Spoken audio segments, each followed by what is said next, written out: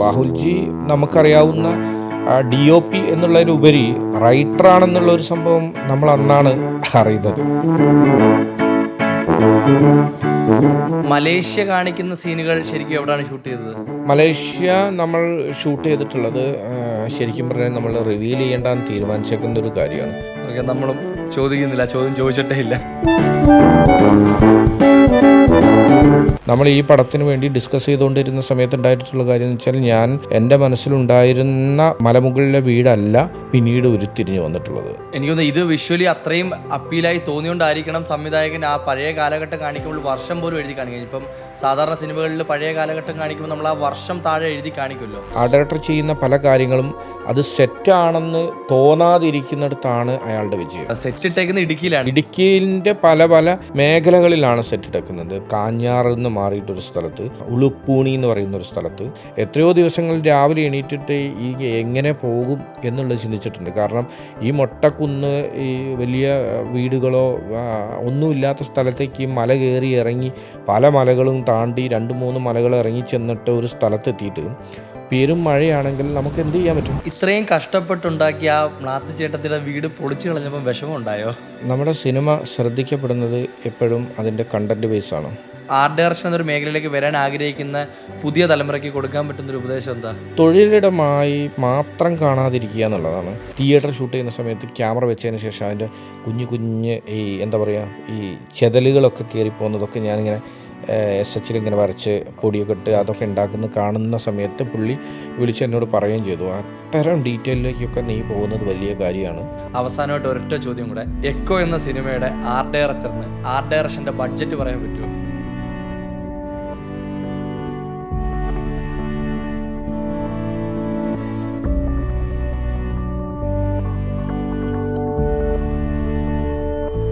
Sajeesh Thamarassery, welcome to GS Fit. Thank U.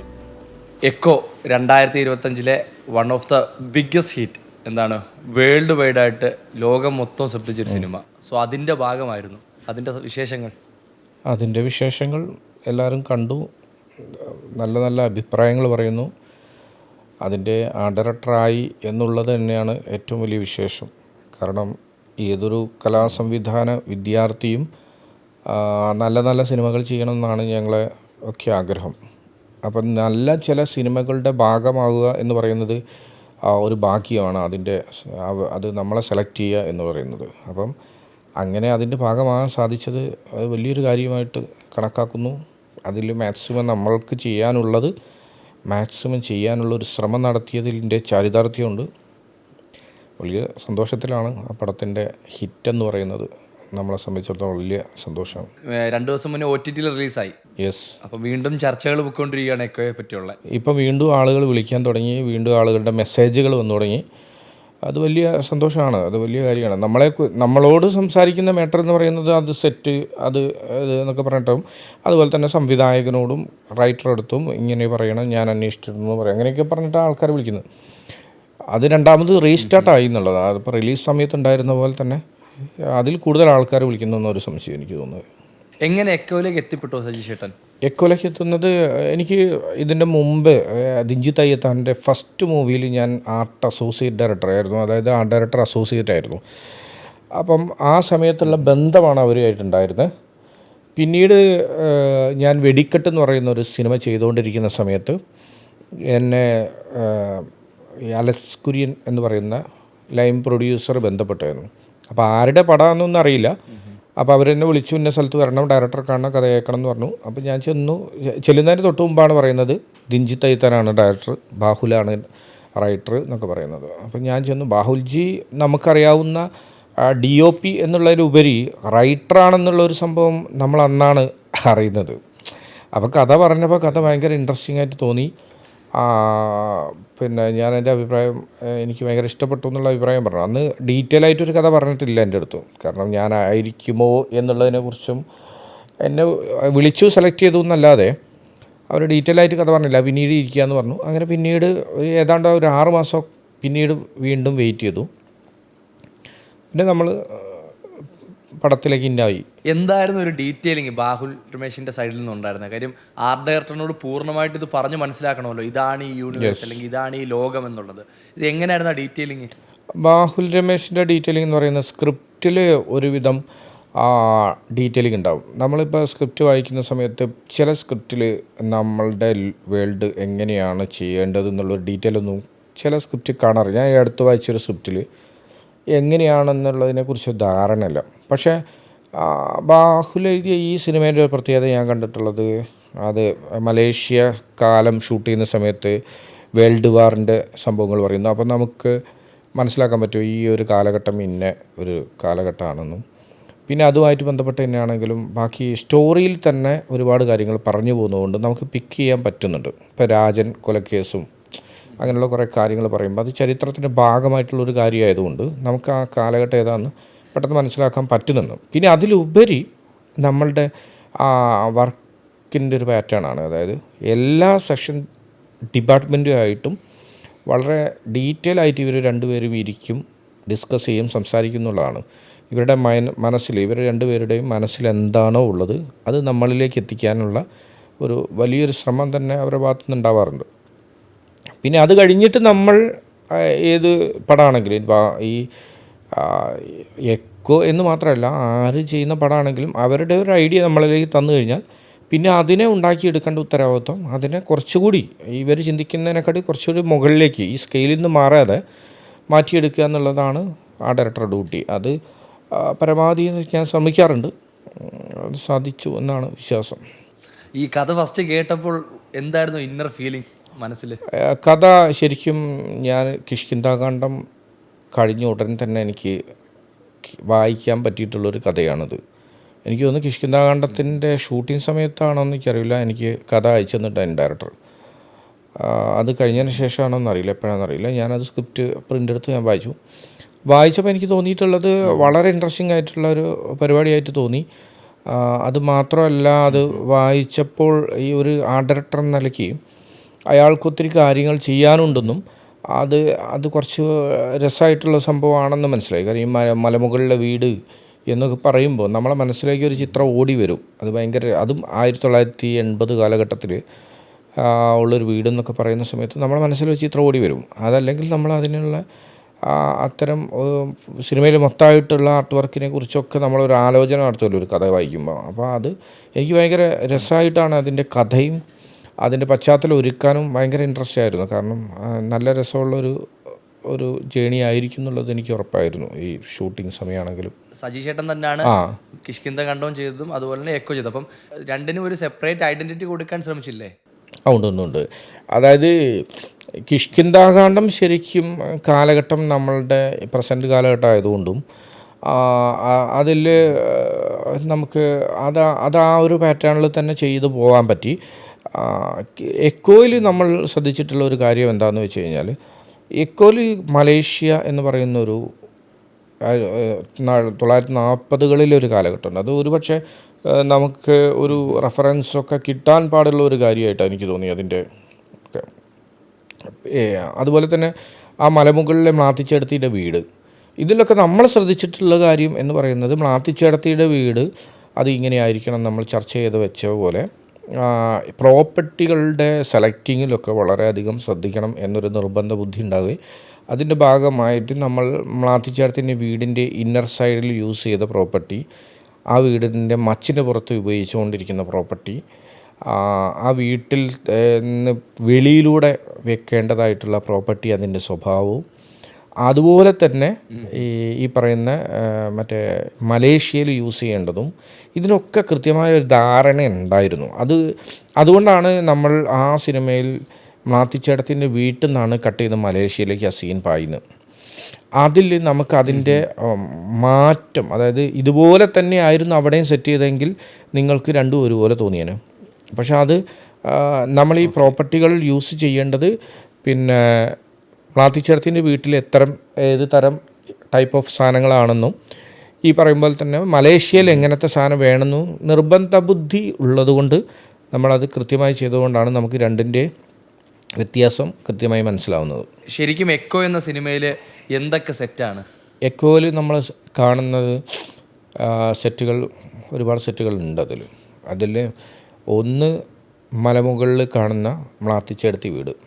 അവിടെ നമ്മൾ ചെല്ലുന്ന സമയത്ത് ഒരു ബിൽഡിങ്ങും ഇല്ലാത്ത അല്ലെങ്കിൽ ഒരു മരം പോലും ഇല്ലാത്ത, കുറ്റിച്ചെടികളല്ലാത്ത ഒരു മരം പോലും ഇല്ലാത്ത ഒരു കുന്നായിരുന്നത്. അപ്പോൾ അവിടെ ചെന്ന് ആ ഒരു സ്ഥലം നോക്കുമ്പോൾ അവിടെ ഈ കാപ്പിയുടെ തൈയൊക്കെ കുഴിച്ചിട്ട്, കഴിഞ്ഞ വർഷം എങ്ങാണ്ട് കുഴിച്ചിട്ട് വളർത്തുന്ന, പ്ലാന്റ് ചെയ്തേക്കുന്ന ഒരു സ്ഥലമാണ്. അപ്പോൾ അവിടെ സ്ഥലം നമ്മൾ പിടിച്ചതിന് ശേഷം അവിടെ ആ ബിൽഡിംഗ് ഉണ്ടാക്കുകയാണ് ചെയ്തത്. അത് പൂർണ്ണമായിട്ടുള്ളൊരു സെറ്റാണ്. ആ വീടിന് സാധാരണ ചില സിനിമകൾക്കൊക്കെ മലമുകളിൽ വീടുണ്ടെങ്കിൽ അതിൻ്റെ എക്സ്റ്റീരിയർ പോർഷൻ മാത്രം സെറ്റിടും. ഇൻറ്റീരിയർ ചെയ്യാൻ ബുദ്ധിമുട്ടായിരിക്കും. കാരണം നമുക്ക് ആർട്ടിസ്റ്റിനെ ഇവരെയൊക്കെ കയറ്റി കൊണ്ടുവരാനൊക്കെ ബുദ്ധിമുട്ടുള്ള പ്രായമുള്ള ആൾക്കാരൊക്കെ ആകുമ്പോൾ ദിവസവും രാവിലെ വന്ന് കയറി വരണ്ടേ. അപ്പോൾ ബുദ്ധിമുട്ടുള്ളത് കൊണ്ട് നമ്മൾ അതിൻ്റെ ഇൻറ്റീരിയറൊക്കെ പലപ്പോഴും പല സ്ഥലത്തും ചീറ്റ് ചെയ്യാറാണല്ലോ. വേറെ ഏതെങ്കിലും ഇൻറ്റീരിയർ മാത്രം സെറ്റ് ഇട്ടിട്ട് അവിടെ ഷൂട്ട് ചെയ്യാനാണ് പതിവ്. പക്ഷേ ഈ പടത്തിൻ്റെ അതിൻ്റെ ഇൻറ്റീരിയറും നമുക്ക് അവിടെ ചെയ്യാൻ പറ്റി. അതിന് അത്രയും നമ്മളോട് സഹകരിച്ച ആർട്ടിസ്റ്റുകളായിരുന്നു അതിൻ്റെ അകത്തുണ്ട്. ടെക്നീഷ്യന്മാരാണെങ്കിലും എല്ലാവരും ഈ സിനിമ നന്നാക്കുക, ഈ സിനിമ നമ്മൾ വായിച്ച അതേ ഫീലിലേക്ക് ജനങ്ങൾക്ക് മുമ്പിലെത്തിക്കുക എന്നുള്ള ലക്ഷ്യം എല്ലാവർക്കും ഉണ്ടായിരുന്നു. അതുകൊണ്ട് തന്നെ അതിൻ്റെ എല്ലാം നമുക്ക് ആ ഒരു മൂഡിൽ തന്നെ ഷൂട്ട് ചെയ്യാൻ പറ്റി. അതുകൊണ്ട് തന്നെ അതിൻ്റെ അകവും അതിൻ്റെ മച്ചും എല്ലാം അവിടെയായിരുന്നു. പിന്നെ നമ്മൾ സെറ്റിട്ടേക്കുന്ന മറ്റൊരു സാധനം കവലയാണ്. കവലയിൽ കാണുന്ന POs പോയി സാധനം മേടിക്കുന്ന ആ കടയും തൊട്ടിപ്പുറത്തുള്ള പോസ്റ്റ് ഓഫീസ്, പിന്നെ പോസ്റ്റ് ഓഫീസ്, അതുപോലെ ഈ പിന്നെ കാട്ടുകുന്നിലേക്ക് പോകുന്ന വഴി, അത് മുഴുവൻ ഈ മുളങ്കാടുകളൊക്കെ വെച്ച് പിടിപ്പിച്ചിട്ട് ഒരു മുളങ്കാടിൻ്റെ അകത്തൂടെയാണ് കാട്ടുകുന്നിലേക്ക് പോകുന്നത്. അങ്ങനെ കവലയെ പോർഷൻ. പിന്നെ അതുപോലെ തന്നെ മലേഷ്യ നമ്മൾ സെറ്റിട്ടേക്കുന്നതാണ്. അതുപോലെ തന്നെ മറ്റേ തിയേറ്ററിൽ നിറയം വന്നിട്ട് സൈർ മുഹമ്മദിനെ കണ്ട് സംസാരിക്കുന്ന തിയേറ്റർ സെറ്റാണ്. പിന്നെ അതുപോലെ തന്നെ ആ കർണാടക കവല സെറ്റെന്ന് പറയാൻ പറ്റില്ല, പക്ഷേ അത് സെറ്റപ്പ് ചെയ്തെടുത്താണ്. അത് തൊടുപുഴയിലുള്ളൊരു സ്ഥലത്ത് സെറ്റപ്പ് എടുത്തതാണ്. പിന്നെ അതുപോലെ തന്നെ നമ്മുടെ ഈ PUs കയറിയിരുന്ന് തേനെടുക്കുന്ന ഒരു മരമുണ്ട്, മ്ലാത്തിച്ചേട്ടത്തിൻ്റെ മകൻ വരുന്ന സമയത്ത്. അത് നമ്മളവിടെ സെറ്റ് ചെയ്തതാണ്. ആ മരം, അവിടെ മരങ്ങളൊന്നും ഇല്ലായിരുന്നു. ആ മരം നമ്മൾ ഉണ്ടാക്കി വെച്ചിട്ടുള്ളൊരു മരം, പല കമ്പുകളും പല തടികളും ഒക്കെ കട്ട് ചെയ്ത് വെച്ച് അത് വലിയ തരത്തിൽ സ്ക്രൂ ഒക്കെ ചെയ്തൊരു സെറ്റ് ചെയ്തിട്ടുള്ള മരം. പിന്നെ അതുപോലെ തന്നെ ആ വീടിന് ചുറ്റും കാണുന്ന മരങ്ങളും എല്ലാം നമ്മൾ കൊണ്ടുവന്ന് സെറ്റ് ചെയ്ത് വെച്ചേക്കുന്ന മരങ്ങളാണ്. സാധാരണ മരങ്ങൾ അങ്ങനെ സെറ്റിട്ടത് പെട്ടെന്ന് മനസ്സിലാക്കാൻ പറ്റില്ല. കാരണം തൊട്ടപ്പുറമൊക്കെ മരങ്ങൾ എടുക്കുമ്പോൾ അത് മനസ്സിലാക്കാൻ പറ്റില്ല. ഇവിടെ ഒരു മരവും ഇല്ല ശരിക്കും പറഞ്ഞാൽ. അതുകൊണ്ട് കൊണ്ടുവന്ന് വെക്കേണ്ടി വന്നതാണ് നമുക്ക്, വേറെ മാർഗ്ഗമില്ലല്ലോ. പ്ലെയിൻ ആയിട്ടുള്ളൊരു കുന്നായിരുന്നു. പ്ലെയിൻ ആയിട്ടുള്ളൊരു കുന്ന്, കുറ്റിക്കാടുകളുണ്ട്, അല്ലാതെ ഒരു വലിയ മരങ്ങളൊന്നും ഇല്ലാത്തൊരു കുന്നായിരുന്നു. എത്ര നാൾ വേണ്ടി വന്നു ഇതെല്ലാം കംപ്ലീറ്റ് ചെയ്യാൻ വേണ്ടിയിട്ട്? കംപ്ലീറ്റ് ചെയ്യാൻ ശരിക്കും പറഞ്ഞാൽ നമ്മൾ അവിടെ സെറ്റ് വർക്ക് തുടങ്ങുന്നത് 10-25 ദിവസം മുന്നെയാണ് സെറ്റ് വർക്ക് തുടങ്ങുന്നത്. പക്ഷേ അതിൻ്റെ മുമ്പേ നമ്മൾ അതിൻ്റെ ഭാഗമായിട്ട് അതിൻ്റെ ഡിസൈൻ ചെയ്യാനും അതിൻ്റെ പല പ്രോപ്പർട്ടീസ്, ഇപ്പം നമ്മൾ അതിൻ്റെ അകത്ത് കാണുന്ന ബാഗ്, ഇതെല്ലാം നമ്മൾ ചെയ്തെടുത്തതാണ്. അത് കടയിൽ പോയി വാങ്ങിച്ചുകൊണ്ട് വന്നൊരു ബാഗും അതിൻ്റെ അകത്തില്ല. അതെല്ലാം നമ്മൾ ഡിസൈൻ ചെയ്ത് വരച്ച് റെഫറൻസ് സെർച്ച് ചെയ്ത് എന്നിട്ട് ചെയ്തെടുത്തിട്ടുള്ള ബാഗുകളാണ് അതിൻ്റെ അകത്ത് കാണുന്ന ബാഗുകൾ. പിന്നെ ഈ പറഞ്ഞ പോലെ അങ്ങനെയുള്ള ഒരു കണ്ടെത്തലുകൾക്കും ഇത്തരം മേക്കിങ്ങിനുമൊക്കെ ആയിട്ട് കുറച്ച് ദിവസം മുമ്പേ നമ്മൾ പണി തുടങ്ങിയിട്ടുണ്ട്. പിന്നെ ആ സെറ്റുകളെല്ലാം പണിയാൻ വേണ്ടി തുടങ്ങിയത് നമുക്ക് ഒരു 10-20 ദിവസം മുന്നെയാണ്. കാരണം അത് റവന്യൂ ഭൂമി, ചില സ്ഥലത്ത് KSFൻ്റെ സ്ഥലം, KCBൻ്റെ സ്ഥലം, അങ്ങനെയുള്ള പല ഗവൺമെൻറ് അതോറിറ്റീസ് സ്ഥലങ്ങളൊക്കെ ആയതുകൊണ്ട് നമുക്ക് പെർമിഷൻ്റെ ലിമിറ്റേഷൻ, ഇത്ര ദിവസം മാത്രമേ തരുള്ളൂ എന്നൊക്കെ പറഞ്ഞു കഴിഞ്ഞാൽ നമുക്ക് ആ ദിവസത്തിന് ശേഷമേ അവിടെ സെറ്റിടാൻ കയറാൻ പറ്റുള്ളൂ. അതുകൊണ്ട് 20 ദിവസം മുന്നെയാണ് നമ്മൾ ആ വീടിൻ്റെ സെറ്റ് വർക്ക് തുടങ്ങി. കവലയൊക്കെ വളരെ പരിമിതമായ ദിവസങ്ങളേ ഉള്ളൂ. മലേഷ്യ ആണെങ്കിലും എല്ലാം വളരെ ചുരുങ്ങിയ ദിവസങ്ങൾ കൊണ്ടുള്ള പരിപാടികളാണ്.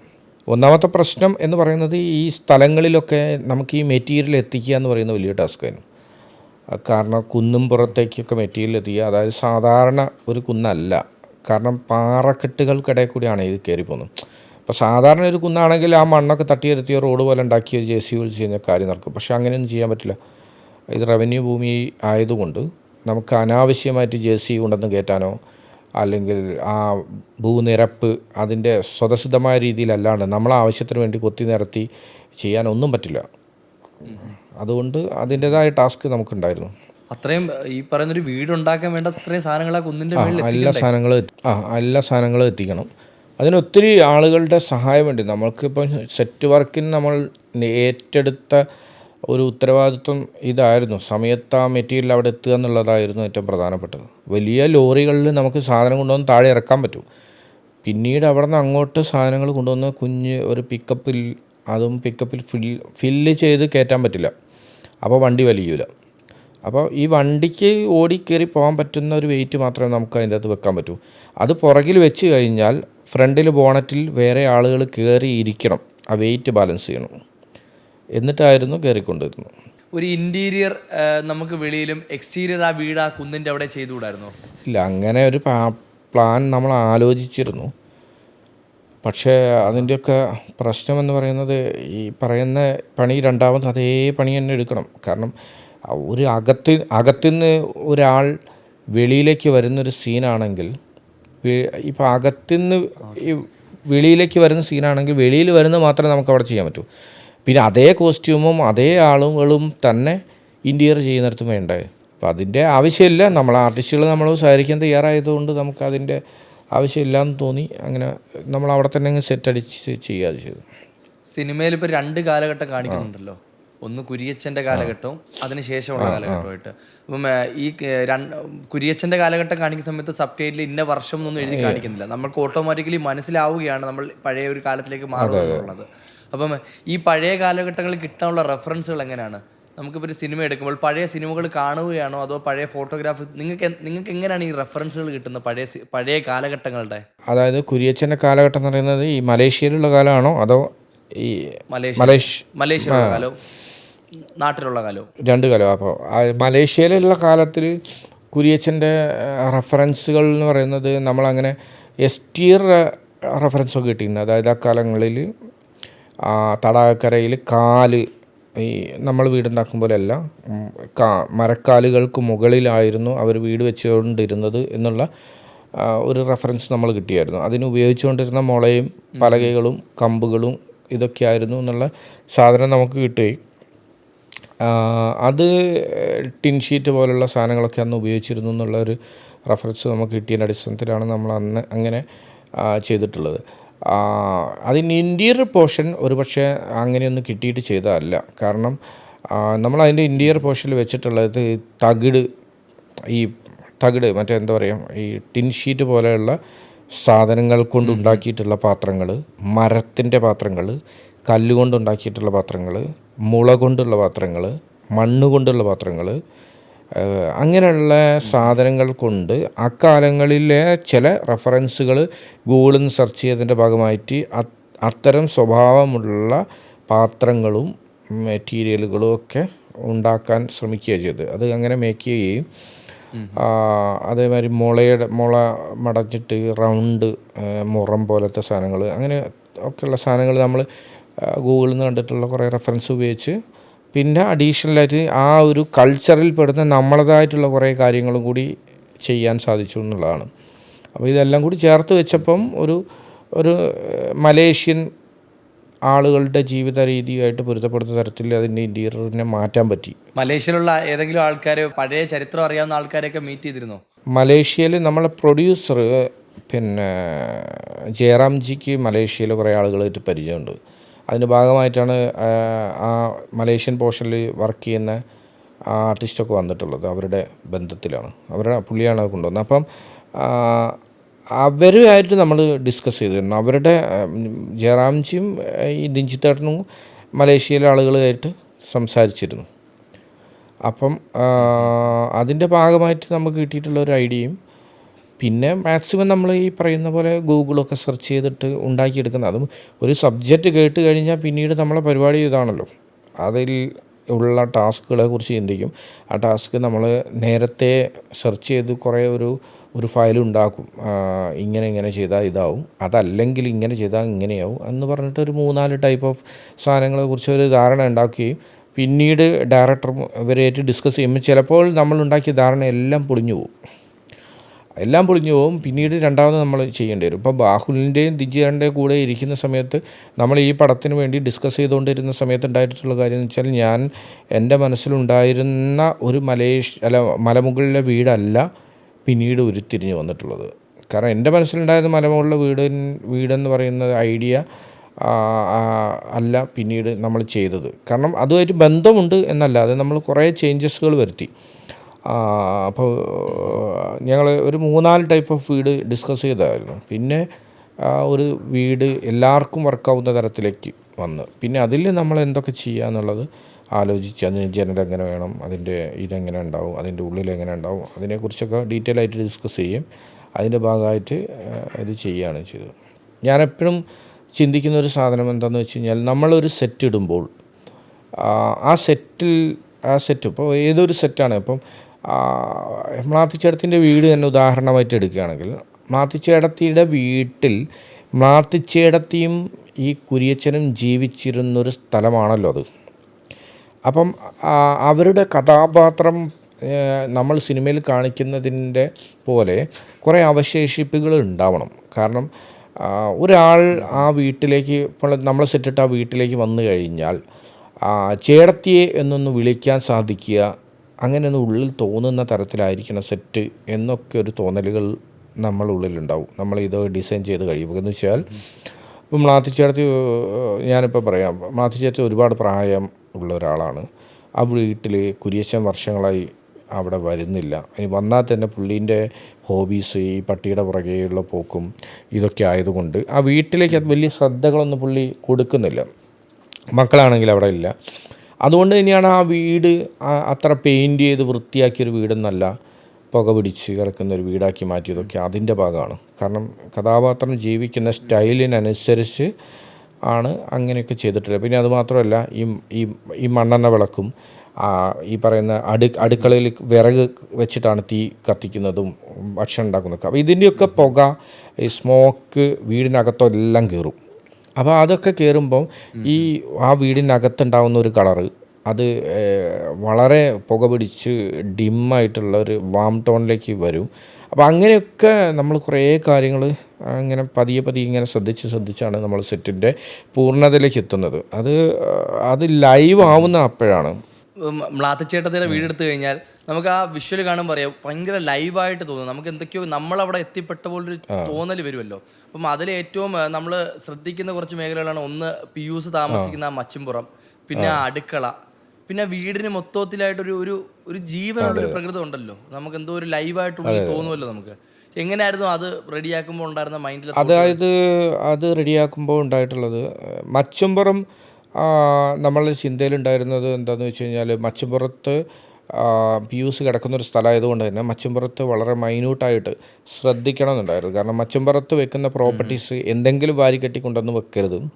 പക്ഷേ എന്നാൽ കാലൊടിഞ്ഞ സ്റ്റൂളൊക്കെ ഉണ്ടാവാം, പഴയ കാലത്തെ കയറ് കട്ടിലുകൾ, പൊളിഞ്ഞ കയറ് കട്ടിൽ, ഈ പഴയ ഇരുമ്പ് ബോക്സ്, ഇങ്ങനെയുള്ള കുറേ സാധനങ്ങൾ ആണ് പ്രോപ്പർട്ടി ആയിട്ട് അവിടെ യൂസ് ചെയ്യാൻ പറ്റും. പിന്നെ ഈ മച്ചിൻപുറം ഉപയോഗിച്ചിട്ടുള്ള സാധാരണ മച്ചിൻപുറം ചെയ്യും പോലെ പലകയും സാധനങ്ങളൊക്കെ വെച്ചിട്ട് തന്നെ ചെയ്യാനും പറ്റി എന്നുള്ളതാണ് അതിൻ്റെ ഇത്. അത് പിന്നെ ഇതാണെങ്കിൽ ഈ അടുക്കള പോർഷനിലാണെങ്കിൽ അടുക്കള നമ്മൾ വളരെ റിയലിസ്റ്റിക് ആയിട്ടാണ് ചെയ്തിട്ടുള്ളത്. അതിനുവേണ്ടി നമ്മൾ നല്ല ശ്രമം നടത്തിയിട്ടുണ്ട്. അതിൻ്റെ അകത്ത് യൂസ് ചെയ്ത പ്രോപ്പർട്ടീസ് അവിടെ ഇങ്ങനെയായിരിക്കണം. അത് ശരിക്കും അതിൻ്റെ അടുക്കള പോർഷനിലൊരു ജനൽ വേണം, ഇങ്ങനെ ഒരു സാധനം വേണം എന്നൊക്കെ ഞാനും ബാഹുൽജി ആദ്യമേ ഒരു റെഫറൻസ് ഫോട്ടോ എടുത്തിട്ടുണ്ടായിരുന്നു. ആ റെഫറൻസ് പോലെ തന്നെ നമുക്ക് ചെയ്യാൻ പറ്റില്ല, പക്ഷേ നമ്മൾ ആ വീടിനോട് ചേർന്ന് ആ റെഫറൻസിലെ പല സാധനങ്ങളും യൂസ് ചെയ്യാൻ വേണ്ടി ശ്രമിച്ചു. അത് വളരെയധികം ഒരു ലൈവ് സ്വഭാവം അതിനെ കൊണ്ടുവരാൻ പറ്റി.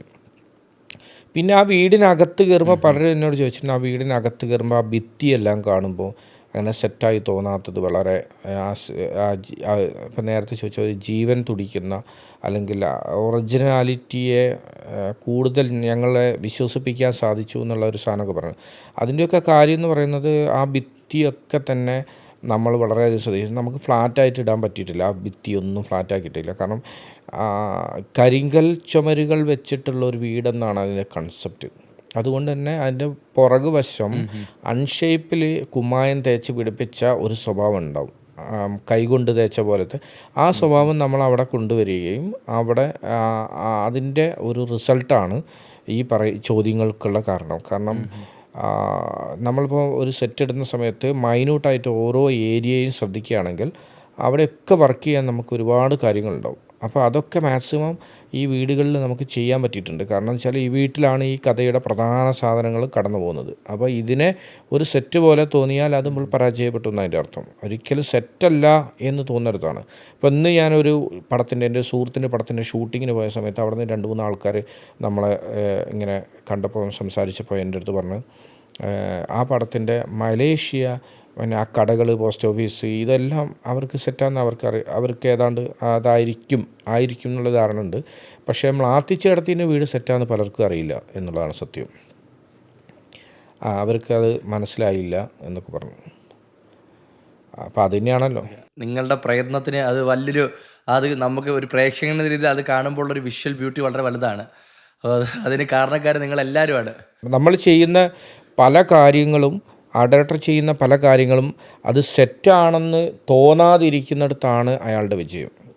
അത് ഉണ്ടാക്കി വെച്ചതാണെന്ന് എന്ന് തോന്നുന്നോ അത് അവിടെ ആ ഡയറക്ടർ പരാജയപ്പെടുന്ന.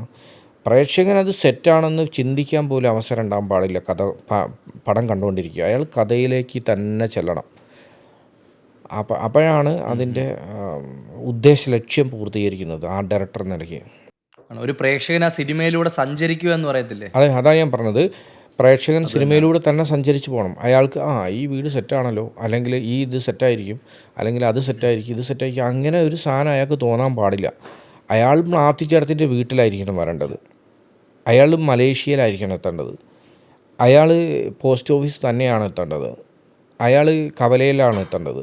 അങ്ങനെ ആ സിനിമ ഡിമാൻഡ് ചെയ്യുന്ന പല ലൊക്കേഷൻസ് ഉണ്ടാവും. അത് സത്യത്തിൽ അത്തരം ലൊക്കേഷൻസ് തന്നെ നമുക്ക് ഒരു സ്ഥലത്ത് ചെന്നാലും കിട്ടില്ല എന്നുള്ളത് യാഥാർത്ഥ്യമാണ്. അതുകൊണ്ട് തന്നെ ഒരു ഡയറക്ടറുടെ പിന്നെ അതായത് ക്രാഫ്റ്റ് വർക്ക് ചെയ്യേണ്ട മേഖലയാണ് ഈ പറയുന്ന കഥ നടക്കുന്ന ഇടങ്ങളിലൂടെയൊക്കെ സഞ്ചരിക്കുകയും കഥാപാത്രത്തിന് ജീവിക്കാനും നടക്കാനുമുള്ള സ്ഥലങ്ങൾ ഉണ്ടാക്കുകയും ചെയ്യുന്ന ഡയറക്ടറാണ്. അപ്പോൾ തിരക്കഥയ്ക്കൊപ്പം സഞ്ചരിക്കുക എന്നുള്ളതാണ് ഒരു ഡയറക്ടർ ഡ്യൂട്ടി ശരിക്കും പറഞ്ഞാൽ. അതായത് സംവിധായകൻ്റെ നിർദ്ദേശമനുസരിച്ച് അയാളുടെ വിഷൻ എങ്ങനെയാണെന്ന് മനസ്സിലാക്കിയിട്ട് അയാളുടെ പോയിൻ്റ് ഓഫ് വ്യൂയിലൂടെ നമ്മൾ ഈ സിനിമയെ വീക്ഷിക്കുകയും ഒപ്പം ഈ തിരക്കഥ ആവശ്യപ്പെടുന്ന ഡിമാൻഡ് ചെയ്യുന്ന കാര്യങ്ങളിലൂടെ ഡയറക്ടർ സഞ്ചരിക്കുകയും ചെയ്യുമ്പോഴാണ് ഈ പറയുന്ന കാര്യം സാധ്യമാകുന്നത്, ഇതിൻ്റെ പൂർണ്ണതയിലെത്തുന്നത്. അവിടെ മിസ്റ്റേക്കുകൾ ഉണ്ടാവുമ്പോൾ അത് പിന്നെ നമ്മൾ ഉദ്ദേശിക്കുന്ന കഥ പറച്ചിലിൻ്റെ വ്യാപ്തി കിട്ടാൻ സാധ്യതയില്ല. എനിക്കൊന്ന് ഇത് വിഷ്വലി അത്രയും അപ്പീലായി തോന്നിയോണ്ടായിരിക്കണം സംവിധായകൻ ആ പഴയ കാലഘട്ടം കാണിക്കുമ്പോൾ വർഷം പോലും എഴുതി കാണിക്കുക. ഇപ്പം സാധാരണ സിനിമകളിൽ പഴയ കാലഘട്ടം കാണിക്കുമ്പോൾ നമ്മൾ ആ വർഷം താഴെ എഴുതി കാണിക്കുമല്ലോ. എനിക്കൊന്ന് ഇത് കുര്യച്ചൻ മലേഷ്യയിലേക്ക് പോകുന്ന സമയത്ത് ഇതൊന്നും വർഷങ്ങളൊന്നും എഴുതി താഴെ വരുന്നില്ല സബ്ടൈറ്റിലായിട്ട്. അത് ചിലപ്പോൾ അങ്ങനെ ആയിരിക്കാം. കാരണം അത് എൻ്റെ മാത്രം ഒരു പ്രത്യേക കഴിവ് കൊണ്ടുണ്ടാകുന്ന ഒരു കാര്യമല്ല. കാരണം പ്രധാനമായിട്ടും നമ്മൾ ചിന്തിക്കേണ്ട ഒരു കാര്യം എന്താണെന്ന് വെച്ച് കഴിഞ്ഞാൽ ഈ സിനിമയ്ക്ക് ആപ്റ്റായിട്ടുള്ള ലൊക്കേഷൻ കണ്ടുപിടിക്കുക എന്നുള്ളതാണ് ഏറ്റവും ആദ്യത്തെ ടാസ്ക്. ഇപ്പോൾ നേരത്തെ ചോദിച്ചല്ലോ, നമ്മൾ സിനിമ തിരക്കഥ കേൾക്കുമ്പോൾ നമ്മളെ മനസ്സിൽ ഒരു ചിത്രം വന്നേക്കാം, ഇങ്ങനെയുള്ള ലൊക്കേഷനൊക്കെയാണ് നന്നായിരിക്കുന്നത്. പക്ഷെ ആ സ്ഥലം നമുക്ക് കിട്ടിക്കൊള്ളണമെന്നില്ല. അപ്പം നമ്മൾ ഈ സിനിമയെ സംബന്ധിച്ചിടത്തോളം ഞങ്ങൾ 4 പേര്, ഷാഫി ചമ്മാട്, ദിജിത് അയ്യത്താൻ, പവൻ രമേശ്, ഞങ്ങൾ 4 പേരും പിന്നെ ഈ സിനിമയുടെ ലൊക്കേഷൻ തേടി ശരിക്കും ഈ പറയുന്ന തിരുവനന്തപുരം ബോണേക്കാട് ഫോറസ്റ്റ് മുതൽ നമ്മൾ ഏതാണ്ട് വടകര വരെ പോയിട്ടുണ്ട്. പല സ്ഥലങ്ങൾ. അതിൽ നമുക്ക് ഏറ്റവും രസമായിട്ട് തോന്നിയിട്ടുള്ള മാമലക്കണ്ടത്തുള്ള ഫോറസ്റ്റും ആ പ്രദേശങ്ങളുമായിരുന്നു. നമ്മളെ പഴയ കാലത്ത് 80കളിലൊക്കെ ചില നാട്ടുമ്പുറം ഫീൽ ചെയ്യുന്ന തരത്തിൽ പാറപ്പുറത്ത് ഒരു വീടുണ്ടാക്കിയാൽ അത് വല്ല അസാധ്യ ഫ്രെയിം ബ്യൂട്ടിയുള്ളൊരു സ്ഥലം. അത് നമുക്ക് ഭയങ്കരമായിട്ട് ഇഷ്ടപ്പെട്ടു.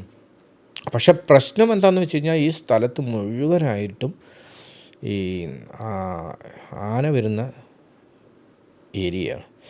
ഓക്കെ. അപ്പോൾ അങ്ങനെ ഒരു ടാസ്ക് എടുക്കുക എന്ന് പറയുന്നത്, നമ്മളിപ്പോൾ ഒരു സാധനം പണിതുകൊണ്ടിരിക്കുമ്പോൾ ആന വന്നാൽ തീർന്നു, അങ്ങോട്ട് വണ്ടി തീരെ പോവില്ല ഒരു തരത്തിലും. ഇപ്പോൾ നമ്മളിപ്പോൾ സെറ്റിട്ട സ്ഥലത്ത് നമുക്ക് വലിയ വണ്ടികളിൽ നിന്ന് സാധനം ഇറക്കി കഴിഞ്ഞാൽ പിക്കപ്പിലെങ്കിലും കുറച്ച് സാധനങ്ങൾ എത്തിക്കാൻ പറ്റും. മറ്റേത് ഒന്നും ചെയ്യാം, ഒരു പുഴ കടന്നിട്ട് ഒരു വലിയ പാറ കയറി പോയിട്ട് ഉള്ളൊരു സ്ഥലമാണ്, അങ്ങോട്ട് ഒന്നും ചെയ്യാൻ പറ്റും, മാൻ പവർ മാത്രമേ പറ്റുള്ളൂ. അപ്പോൾ ആ സ്ഥലം നമ്മൾ മാക്സിമം അതിനെക്കുറിച്ച് ചിന്തിച്ചിരുന്നു. അവിടെ ചെയ്താൽ റിസൾട്ട് അസാധ്യമായിരിക്കും എന്നുള്ള ഉറപ്പാണ്. പക്ഷെ പിന്നീടുള്ള ചർച്ചകളിലും ഫോറസ്റ്റിൽ അന്വേഷിച്ചതിൻ്റെ ഭാഗമായിട്ട് അവിടെ ചെയ്യേണ്ട എന്നുള്ളൊരു സംഭവം വന്നപ്പോഴാണ് നമ്മൾ ഇടുക്കി കാഞ്ഞാർ ഭാഗത്തുള്ള കാഞ്ഞാറിൽ നിന്നൊരു 10 കിലോമീറ്റർ മാറിയിട്ടുള്ളൊരു സ്ഥലം കണ്ടുപിടിക്കുന്നതും അവിടെ നമ്മൾ പ്ലാൻ ചെയ്യുന്നതും. അതുപോലെ തന്നെ കിഷ്കിന്ധാകണ്ഡത്തിന് അപ്പം സെറ്റ് ഇട്ടേക്കുന്ന ഇടുക്കിയിലാണ്. ഞാൻ ചോദിക്കാൻ വരുന്നതാണ്. ഇടുക്കിൻ്റെ പല പല മേഖലകളിലാണ് സെറ്റ് ഇട്ടേക്കുന്നത്. ഇപ്പം കാഞ്ഞാറിൽ നിന്ന് മാറിയിട്ടൊരു സ്ഥലത്ത്, അതുപോലെ തന്നെ എന്താണ് പിന്നെ ഉളുപ്പൂണി എന്ന് പറയുന്നൊരു സ്ഥലത്ത്, പിന്നെ അതുപോലെ തന്നെ മറ്റെന്താ ഒരു വെള്ളച്ചാട്ടമുള്ളൊരു സ്ഥലമുണ്ട്. അങ്ങനെയുള്ള കുറേ ചെറിയ ചെറിയ സ്ഥലങ്ങൾ തൊടുപുഴയിൽ, കർണാടക ബോർഡർ എന്ന് പറയുന്ന സ്ഥലം തൊടുപുഴയിലാണ്. അങ്ങനെ പല പല പല സ്ഥലങ്ങളിലായിട്ട് നമ്മൾ സെറ്റ് ഒരുക്കിയിട്ടുള്ളത്. ഈ മലേഷ്യ കാണിക്കുന്ന സീനുകൾ ശരിക്കും എവിടെയാണ് ഷൂട്ട് ചെയ്തത്? മലേഷ്യ നമ്മൾ ഷൂട്ട് ചെയ്തിട്ടുള്ളത് ശരിക്കും പറഞ്ഞാൽ നമ്മൾ റിവീൽ ചെയ്യേണ്ടെന്ന് തീരുമാനിച്ചേക്കുന്നൊരു കാര്യമാണ്. മലേഷ്യ എവിടെ ചെയ്തു എന്നുള്ളതിനെ കുറിച്ച് നമ്മൾ വ്യക്തമായി പറയേണ്ടതില്ല എന്നുള്ളതുകൊണ്ട് അത് നമ്മൾ അങ്ങനെ വിട്ടേക്കുന്നത്. ഓക്കെ, നമ്മളും ചോദിക്കുന്നില്ല, ചോദിച്ചിട്ടേ ഇല്ല. ഇടുക്കിയിലാണല്ലോ ഷൂട്ട് ചെയ്തത്. സ്വാഭാവികമായിട്ടും കാലാവസ്ഥ വളരെ നമ്മൾക്ക് അനുകൂലമല്ലാത്തൊരു സാഹചര്യമായിരിക്കും. അപ്പം എത്രത്തോളം കാലാവസ്ഥ നിങ്ങളെ കാലാവസ്ഥ നമുക്ക് എത്രത്തോളം നല്ല പൂർണ്ണമായിട്ട് ബാധിച്ചു എന്നുള്ളതാണ്. പൂർണ്ണമായിട്ട്. പക്ഷേ നമ്മൾ കാലാവസ്ഥയ്ക്ക് കീഴടങ്ങിയിട്ടില്ല എന്നുള്ളത് മറ്റൊരു സത്യമാണ്. പക്ഷേ കാലാവസ്ഥ നമ്മൾ അങ്ങേയറ്റം ആക്രമിച്ചു എന്നുള്ളതാണ് സത്യം. കാരണം നേരത്തെ ചോദിച്ചല്ലോ 2 കാലഘട്ടം, അതായത് കുരിയച്ചൻ വരുന്ന ഒരു കാലഘട്ടവും എന്ന് പറഞ്ഞല്ലോ. കുരിയച്ചനെ കാണിക്കുന്ന പഴയ കാലഘട്ടം മലേഷ്യയിലുണ്ടെങ്കിൽ പോലും കുരിയച്ചൻ 6 വർഷം മുമ്പേ വരുന്ന ഒരു സമയം കാണിക്കുന്നുണ്ട്. അശോകേട്ടനും കുരിയച്ചനും കടന്നു വരികയും പിന്നെ അതുപോലെ തന്നെ ആ സമയത്തൊരു കാലാവസ്ഥ ഉണ്ടാവും, മഴ, ഒരു തരം കാറ്റ്. ഓക്കെ, ഇതൊക്കെയായിരുന്നു അവിടുത്തെ മുക്കാൽ സമയത്തെയും സ്ഥിതി. അവിടെ വീടിനകത്ത് കയറി കഴിഞ്ഞിട്ട് കുരിയച്ചൻ വാതിൽ തുറക്കുമ്പോൾ ഒക്കെ വെളിയിലുള്ള മഴയും ഇതെല്ലാം നമുക്ക് കാണാൻ പറ്റുന്നുണ്ട്. ഇതുപോലത്തെ ഒരു സിറ്റുവേഷനായിരുന്നു. വലിയ ബുദ്ധിമുട്ടായിരുന്നു. ആട്ടകടിയും ഇതൊക്കെ ആയിട്ട് വലിയ ബുദ്ധിമുട്ടായിരുന്നു. നമുക്ക് പ്രധാനമായിട്ടും നമ്മളെ മെറ്റീരിയൽ എത്തിക്കാനും നമുക്ക് ഒരു മഴയില്ലാത്ത സമയത്താണെങ്കിൽ പറ്റുന്ന പല സാധനങ്ങളും ഒന്നും ചെയ്യാൻ സാധിക്കാത്തൊരു സിറ്റുവേഷനായിരുന്നു. ഈ കാറ്റ്, ഭയങ്കര ശക്തമായ കാറ്റിൽ ഈ ഓടുകളെല്ലാം പറന്ന് മറ്റൊരു ഓടിൻ്റെ മുകളിലേക്ക് വീഴുകയും അവിടെയൊക്കെ ചോർന്നൊലിച്ച് വലിയ ബുദ്ധിമുട്ടുകൾ ഉണ്ടാക്കിയിട്ടുള്ള ഒരു സ്ഥിതിയായിരുന്നു. കാലാവസ്ഥയുടെ അവസ്ഥ അങ്ങനെയായിരുന്നു. പിന്നെ അതിനൊക്കെ തരണം ചെയ്യുന്നത് വെച്ചാൽ ചില സമയങ്ങളിൽ ഉച്ചവരെയൊക്കെ ഷൂട്ട് ചെയ്യാതെ ഇരുന്നിട്ട് ഉച്ചയ്ക്ക് ശേഷം കിട്ടുന്ന 2 മണിക്കൂറോ 3 മണിക്കൂറോ ഷൂട്ട് ചെയ്ത് അവസാനിപ്പിച്ച് എത്രയോ ദിവസങ്ങളുണ്ടായിട്ടുണ്ട്. എത്രയോ ദിവസങ്ങൾ രാവിലെ എണീറ്റിട്ട് ഈ എങ്ങനെ പോകും എന്നുള്ളത് ചിന്തിച്ചിട്ടുണ്ട്. കാരണം ഈ മൊട്ടക്കുന്ന്, ഈ വലിയ വീടുകളോ ഒന്നുമില്ലാത്ത സ്ഥലത്തേക്ക് മല കയറി ഇറങ്ങി പല മലകളും താണ്ടി 2-3 മലകൾ ഇറങ്ങി ചെന്നിട്ട് ഒരു സ്ഥലത്തെത്തിയിട്ട് പെരും മഴയാണെങ്കിൽ നമുക്ക് എന്ത് ചെയ്യാൻ പറ്റും? പക്ഷേ എന്നാൽ പോലും ആ ഒരു ദിവസം പോലും, അതായത് നമ്മൾ ചാർട്ട് ചെയ്തേക്കുന്ന ഒരു ദിവസം പോലും നമ്മൾ മഴ പെയ്തു എന്ന് പറഞ്ഞിട്ട് റൂമിൽ കയറി നിന്നിട്ടില്ല. എല്ലാ ദിവസവും നമ്മൾ ഷൂട്ട് ചെയ്തു. നമ്മൾ ചാർട്ട് എങ്ങനെയായിരുന്നോ ഉണ്ടായിരുന്നു അതുപോലെ തന്നെ പടവും അവസാനിച്ചു. സിനിമയിൽ അഭിനയിച്ച എല്ലാവരും, സന്ദീപ്, പ്രദീപ്, അതുപോലെ തന്നെ വിനീത്, ഇത് സെറ്റാണെന്ന് പറഞ്ഞ് കാണിച്ചപ്പോൾ ഇവരുടെയൊക്കെ റിയാക്ഷൻ എന്തായിരുന്നു? എനിക്ക് തോന്നുന്നു സന്ദീപാണ് ഏറ്റവും കൂടുതൽ ഈ വീട്ടിൽ, മ്ലാത്തിച്ചേട്ടത്തി, അത് കഴിഞ്ഞ് സന്ദീപ് എന്ന പിയൂസ് എന്ന കഥാപാത്രം, ഇവർ രണ്ടുപേരാണല്ലോ ഏറ്റവും കൂടുതൽ ഈ വീട്ടിൽ ചുറ്റിപ്പെട്ട് നിൽക്കുന്നതും വീട് ഉപയോഗിക്കുന്നതും. അപ്പം ഇവരുടെയൊക്കെ റിയാക്ഷൻ എങ്ങനെയായിരുന്നു ഇത് സെറ്റാണെന്ന് പറഞ്ഞപ്പം? അതായത് സന്ദീപ് ഞാനുമായിട്ട് വലിയ പരിചയമില്ലായിരുന്നു ആ സമയത്ത്. പക്ഷേ പിന്നീട് പരിചയപ്പെട്ട സമയത്ത് പുള്ളി ഭയങ്കരമായിട്ട് ഇഷ്ടപ്പെട്ടു എന്നൊക്കെ അഭിപ്രായങ്ങൾ പറയുകയും കെട്ടിപ്പിടിക്കുകയും ഒക്കെ ചെയ്തിട്ടുണ്ടായിരുന്നു. പിന്നെ മലേഷ്യൻ പോർഷനിലെ പുള്ളി ഇല്ല, ശരിക്കും പറഞ്ഞാൽ അവിടെ അഭിനയിക്കുന്നില്ലല്ലോ. പക്ഷേ ആ സെറ്റ് കാണാൻ പുള്ളി വന്നിരുന്നു. പടത്തിൻ്റെ ഏറ്റവും അവസാന സമയത്താണ് ഷൂട്ട് ചെയ്തത്. ആ സെറ്റ് കാണാൻ പുള്ളി വരികയും അതിനെക്കുറിച്ച് അഭിപ്രായം പറയുകയും ചെയ്തു. പിന്നെ നരേഞ്ചേട്ടനും പിന്നെ സഹീർ മുഹമ്മദ് നരേഞ്ചേട്ടൻ്റെ കൂടെ എപ്പോഴും കാറിൽ പോകുന്ന ആർട്ടിസ്റ്റ്, പുള്ളിയൊക്കെ ഭയങ്കരമായിട്ട് അഭിപ്രായം പറഞ്ഞത്. കാരണം നമ്മൾ ഈ മൈന്യൂട്ടായിട്ടുള്ള കുറേ സാധനങ്ങൾ ചെയ്യുന്നതൊക്കെ അവർക്ക് ഭയങ്കര ഇഷ്ടപ്പെട്ടു. ഇപ്പോൾ തിയേറ്റർ ഷൂട്ട് ചെയ്യുന്ന സമയത്ത് ക്യാമറ വെച്ചതിന് ശേഷം അതിൻ്റെ കുഞ്ഞ് ഈ എന്താ പറയുക, ഈ ചെതലുകളൊക്കെ കയറിപ്പോകുന്നതൊക്കെ ഞാനിങ്ങനെ SH ഇങ്ങനെ വരച്ച് പൊടിയൊക്കെ ഇട്ട് അതൊക്കെ കാണുന്ന സമയത്ത് പുള്ളി വിളിച്ച് എന്നോട് പറയുകയും ചെയ്തു, അത്തരം ഡീറ്റെയിലേക്കൊക്കെ നീ പോകുന്നത് വലിയ കാര്യമാണ് എന്നൊക്കെ അഭിപ്രായങ്ങൾ. മരയൻ ചേട്ടനും അന്ന് ഷൂട്ട് കഴിഞ്ഞ് പോകുന്ന സമയത്ത് നമ്മളെ വിളിക്കുകയും ഭയങ്കരമായിട്ട് അഭിപ്രായം പറയുകയും ചെയ്തു. കാരണം അത്തരം ഡീറ്റെയിലുകൾ ചെയ്യുക എന്നുള്ളതാണ് ശരിക്കും ആർട്ട് ഡയറക്ഷൻ എന്ന് പറയുന്നത്. കാരണം കലാസംവിധാനം എന്ന് പറയുന്നത് ഒറ്റ ലെയറിൽ അവസാനിക്കുന്ന ഒരു കലാരീതിയല്ല. അത് ഞാൻ മനസ്സിലാക്കുന്നത് ഒരു 3-4 ലെയറുകളുള്ളൊരു പരിപാടിയാണ്.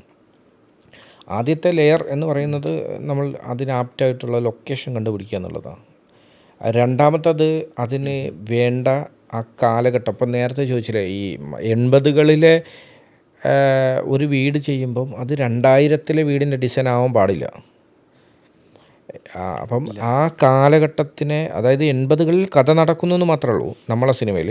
ഈ വീട് ഉണ്ടാക്കിയേക്കുന്നത് ചിലപ്പം അതിനേക്കാൾ മുമ്പാണ്, കാരണം ഒരു 45-50 ആയിരിക്കും. അപ്പോൾ ആ കാലഘട്ടങ്ങളിൽ ചെയ്തു വന്നിട്ടുള്ള രീതി അനുസരിച്ചുള്ള ഒരു വീടായിരിക്കണം. അപ്പോൾ അത് ഡിസൈൻ ചെയ്യുക, അതിൻ്റെ സ്ട്രക്ചറുകൾ പരിപാടികൾ കംപ്ലീറ്റ് ചെയ്യുക എന്നുള്ളതാണ് രണ്ടാമത്തെ ലെയർ.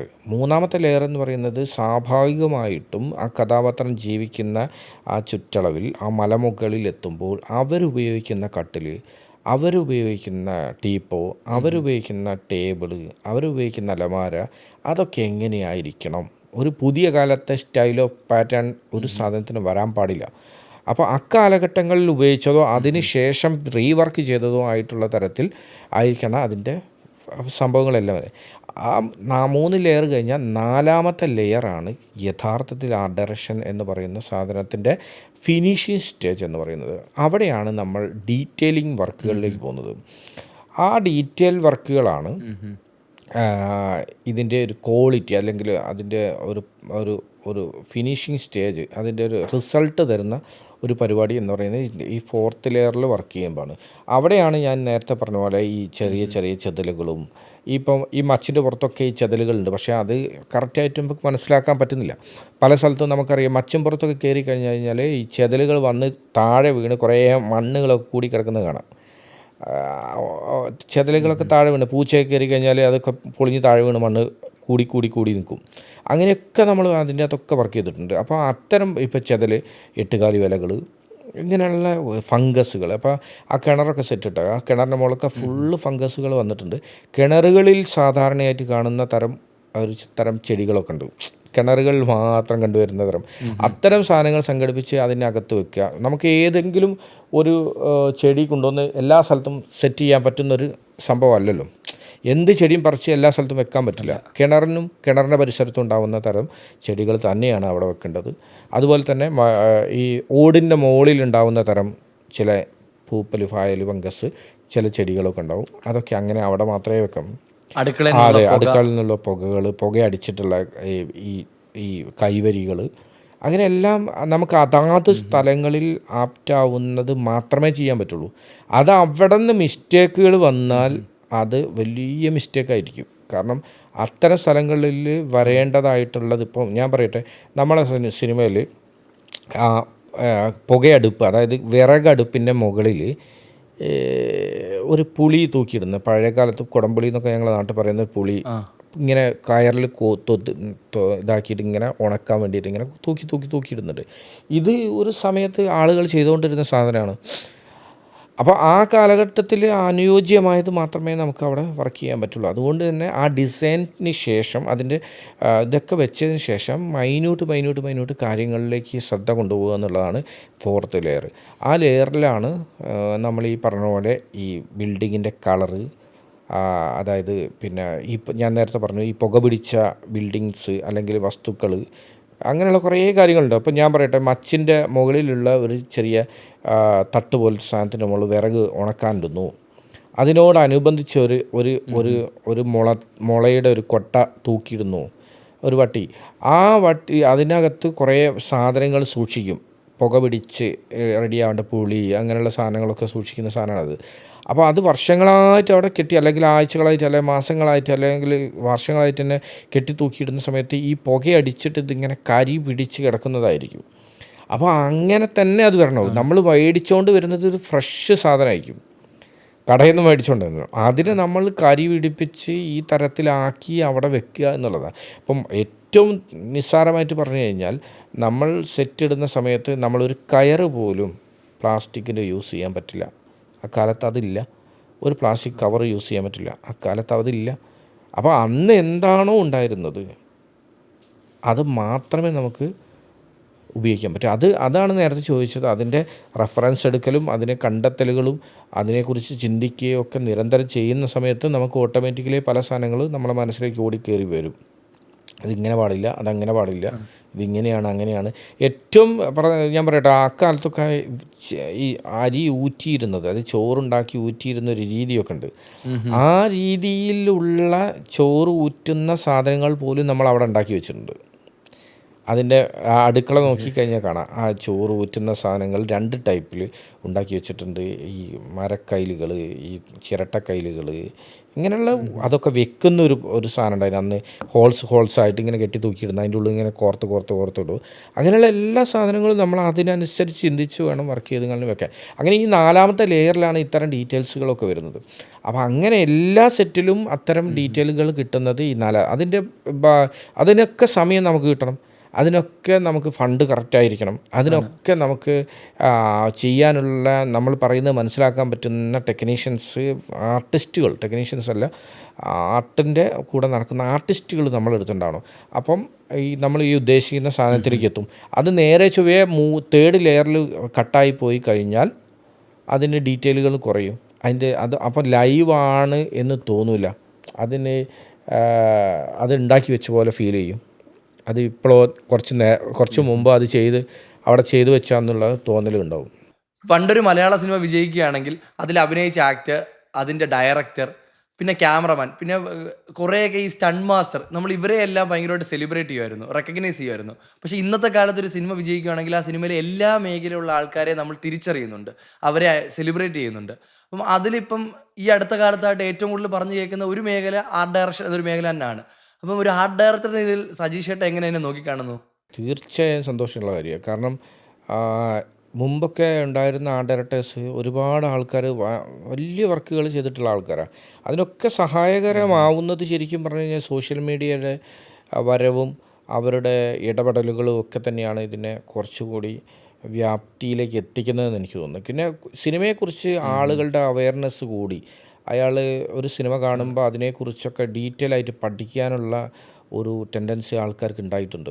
അത് എനിക്ക് തോന്നുന്നത് ഈ അടുത്ത കാലത്ത് ആൾക്കാരുടെ ടേസ്റ്റ് വരെ മാറിയിട്ടുണ്ട് എന്നുള്ളതാണ് എനിക്ക് തോന്നുന്നത്. ഈ ഒരു 2020 ഒക്കെ തൊട്ട് മുമ്പൊക്കെ ഉള്ള സമയങ്ങളിൽ ഒരു സിനിമ കാണുമ്പോൾ അതിൽ ഫൈറ്റ് ഉണ്ടോ, പാട്ടുണ്ടോ, നായിക ഇതൊക്കെ അന്വേഷിക്കാറ്. ഇന്നത്തെ സിനിമ പ്രേക്ഷകരുടെ ഒരു ക്വാളിറ്റി അതൊന്നുമല്ല അവർ അന്വേഷിക്കുന്നത്. അവർ ആ സബ്ജക്റ്റ് എങ്ങനെയുണ്ട്, കഥ കൊള്ളാമോ, മേക്കിംഗ് കൊള്ളാമോ, അതിൽ ആരൊക്കെയാണ് അഭിനയിക്കുന്നത്, ആരാണ് റൈറ്റർ, ആരാണ് DOP, ഇതെല്ലാം ചിന്തിക്കുന്ന കൂട്ടത്തിൽ അതിന് ശേഷമുള്ള കുറച്ച് ടെക്നീഷ്യന്മാരെയും കൂടി ആളുകൾ കണ്ടെത്താനും അവരെക്കുറിച്ച് അന്വേഷിക്കാനും അവരുടെ വർക്കുകളെക്കുറിച്ച് ചർച്ച ചെയ്യാനൊക്കെ തുടങ്ങി. അതിൻ്റെ ഭാഗമായിട്ട് ആർട്ട് ഡയറക്ഷൻ എന്ന് പറയുന്ന മേഖലയെ ഇപ്പോൾ ആളുകൾ ചർച്ച ചെയ്യുന്നു എന്ന് പറയുമ്പോൾ ഞങ്ങളെ പോലെയുള്ള ഒരുപാട് ആർട്ട് ഡയറക്ടേഴ്സ്, ഒരുപാട് ആളുകളുണ്ട്. അവർക്കൊക്കെ വലിയ സന്തോഷമുള്ള കാര്യമാണത്. കാരണം ഇപ്പം മഞ്ഞുമൽ ബോയ്സിൻ്റെ കാര്യമൊക്കെ പറഞ്ഞ പോലെ തന്നെ എക്കോയുടെ കാര്യം എടുത്തു കഴിഞ്ഞാലും പലരും പലതരത്തിൽ നമ്മളെ വിളിക്കുകയും സംസാരിക്കുകയും അപ്രിഷ്യേറ്റ് ചെയ്യുകയും ഒക്കെ ചെയ്യുന്നുണ്ട്.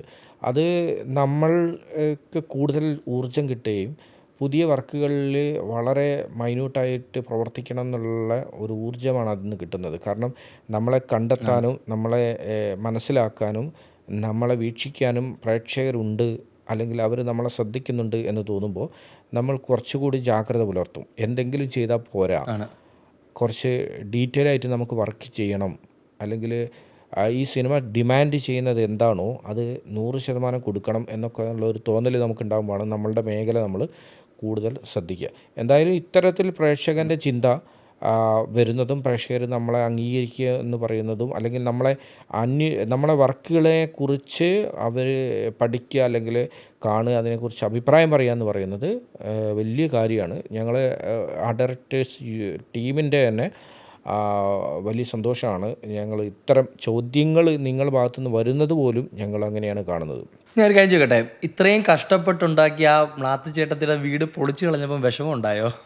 പൊളിച്ചു കഴിഞ്ഞ വിഷമം ഞാൻ ഏതോ ഒരു ഇൻ്റർവ്യൂവിൽ പണ്ടൊരിക്കൽ പറഞ്ഞിട്ടുണ്ട്. ഞാൻ മേക്ക് ചെയ്തിട്ടുള്ള പല സെറ്റുകളും പൊളിക്കുന്നത് കാണാൻ അത് അങ്ങനെയൊന്നും ഉണ്ടായിട്ടല്ല കേട്ടോ.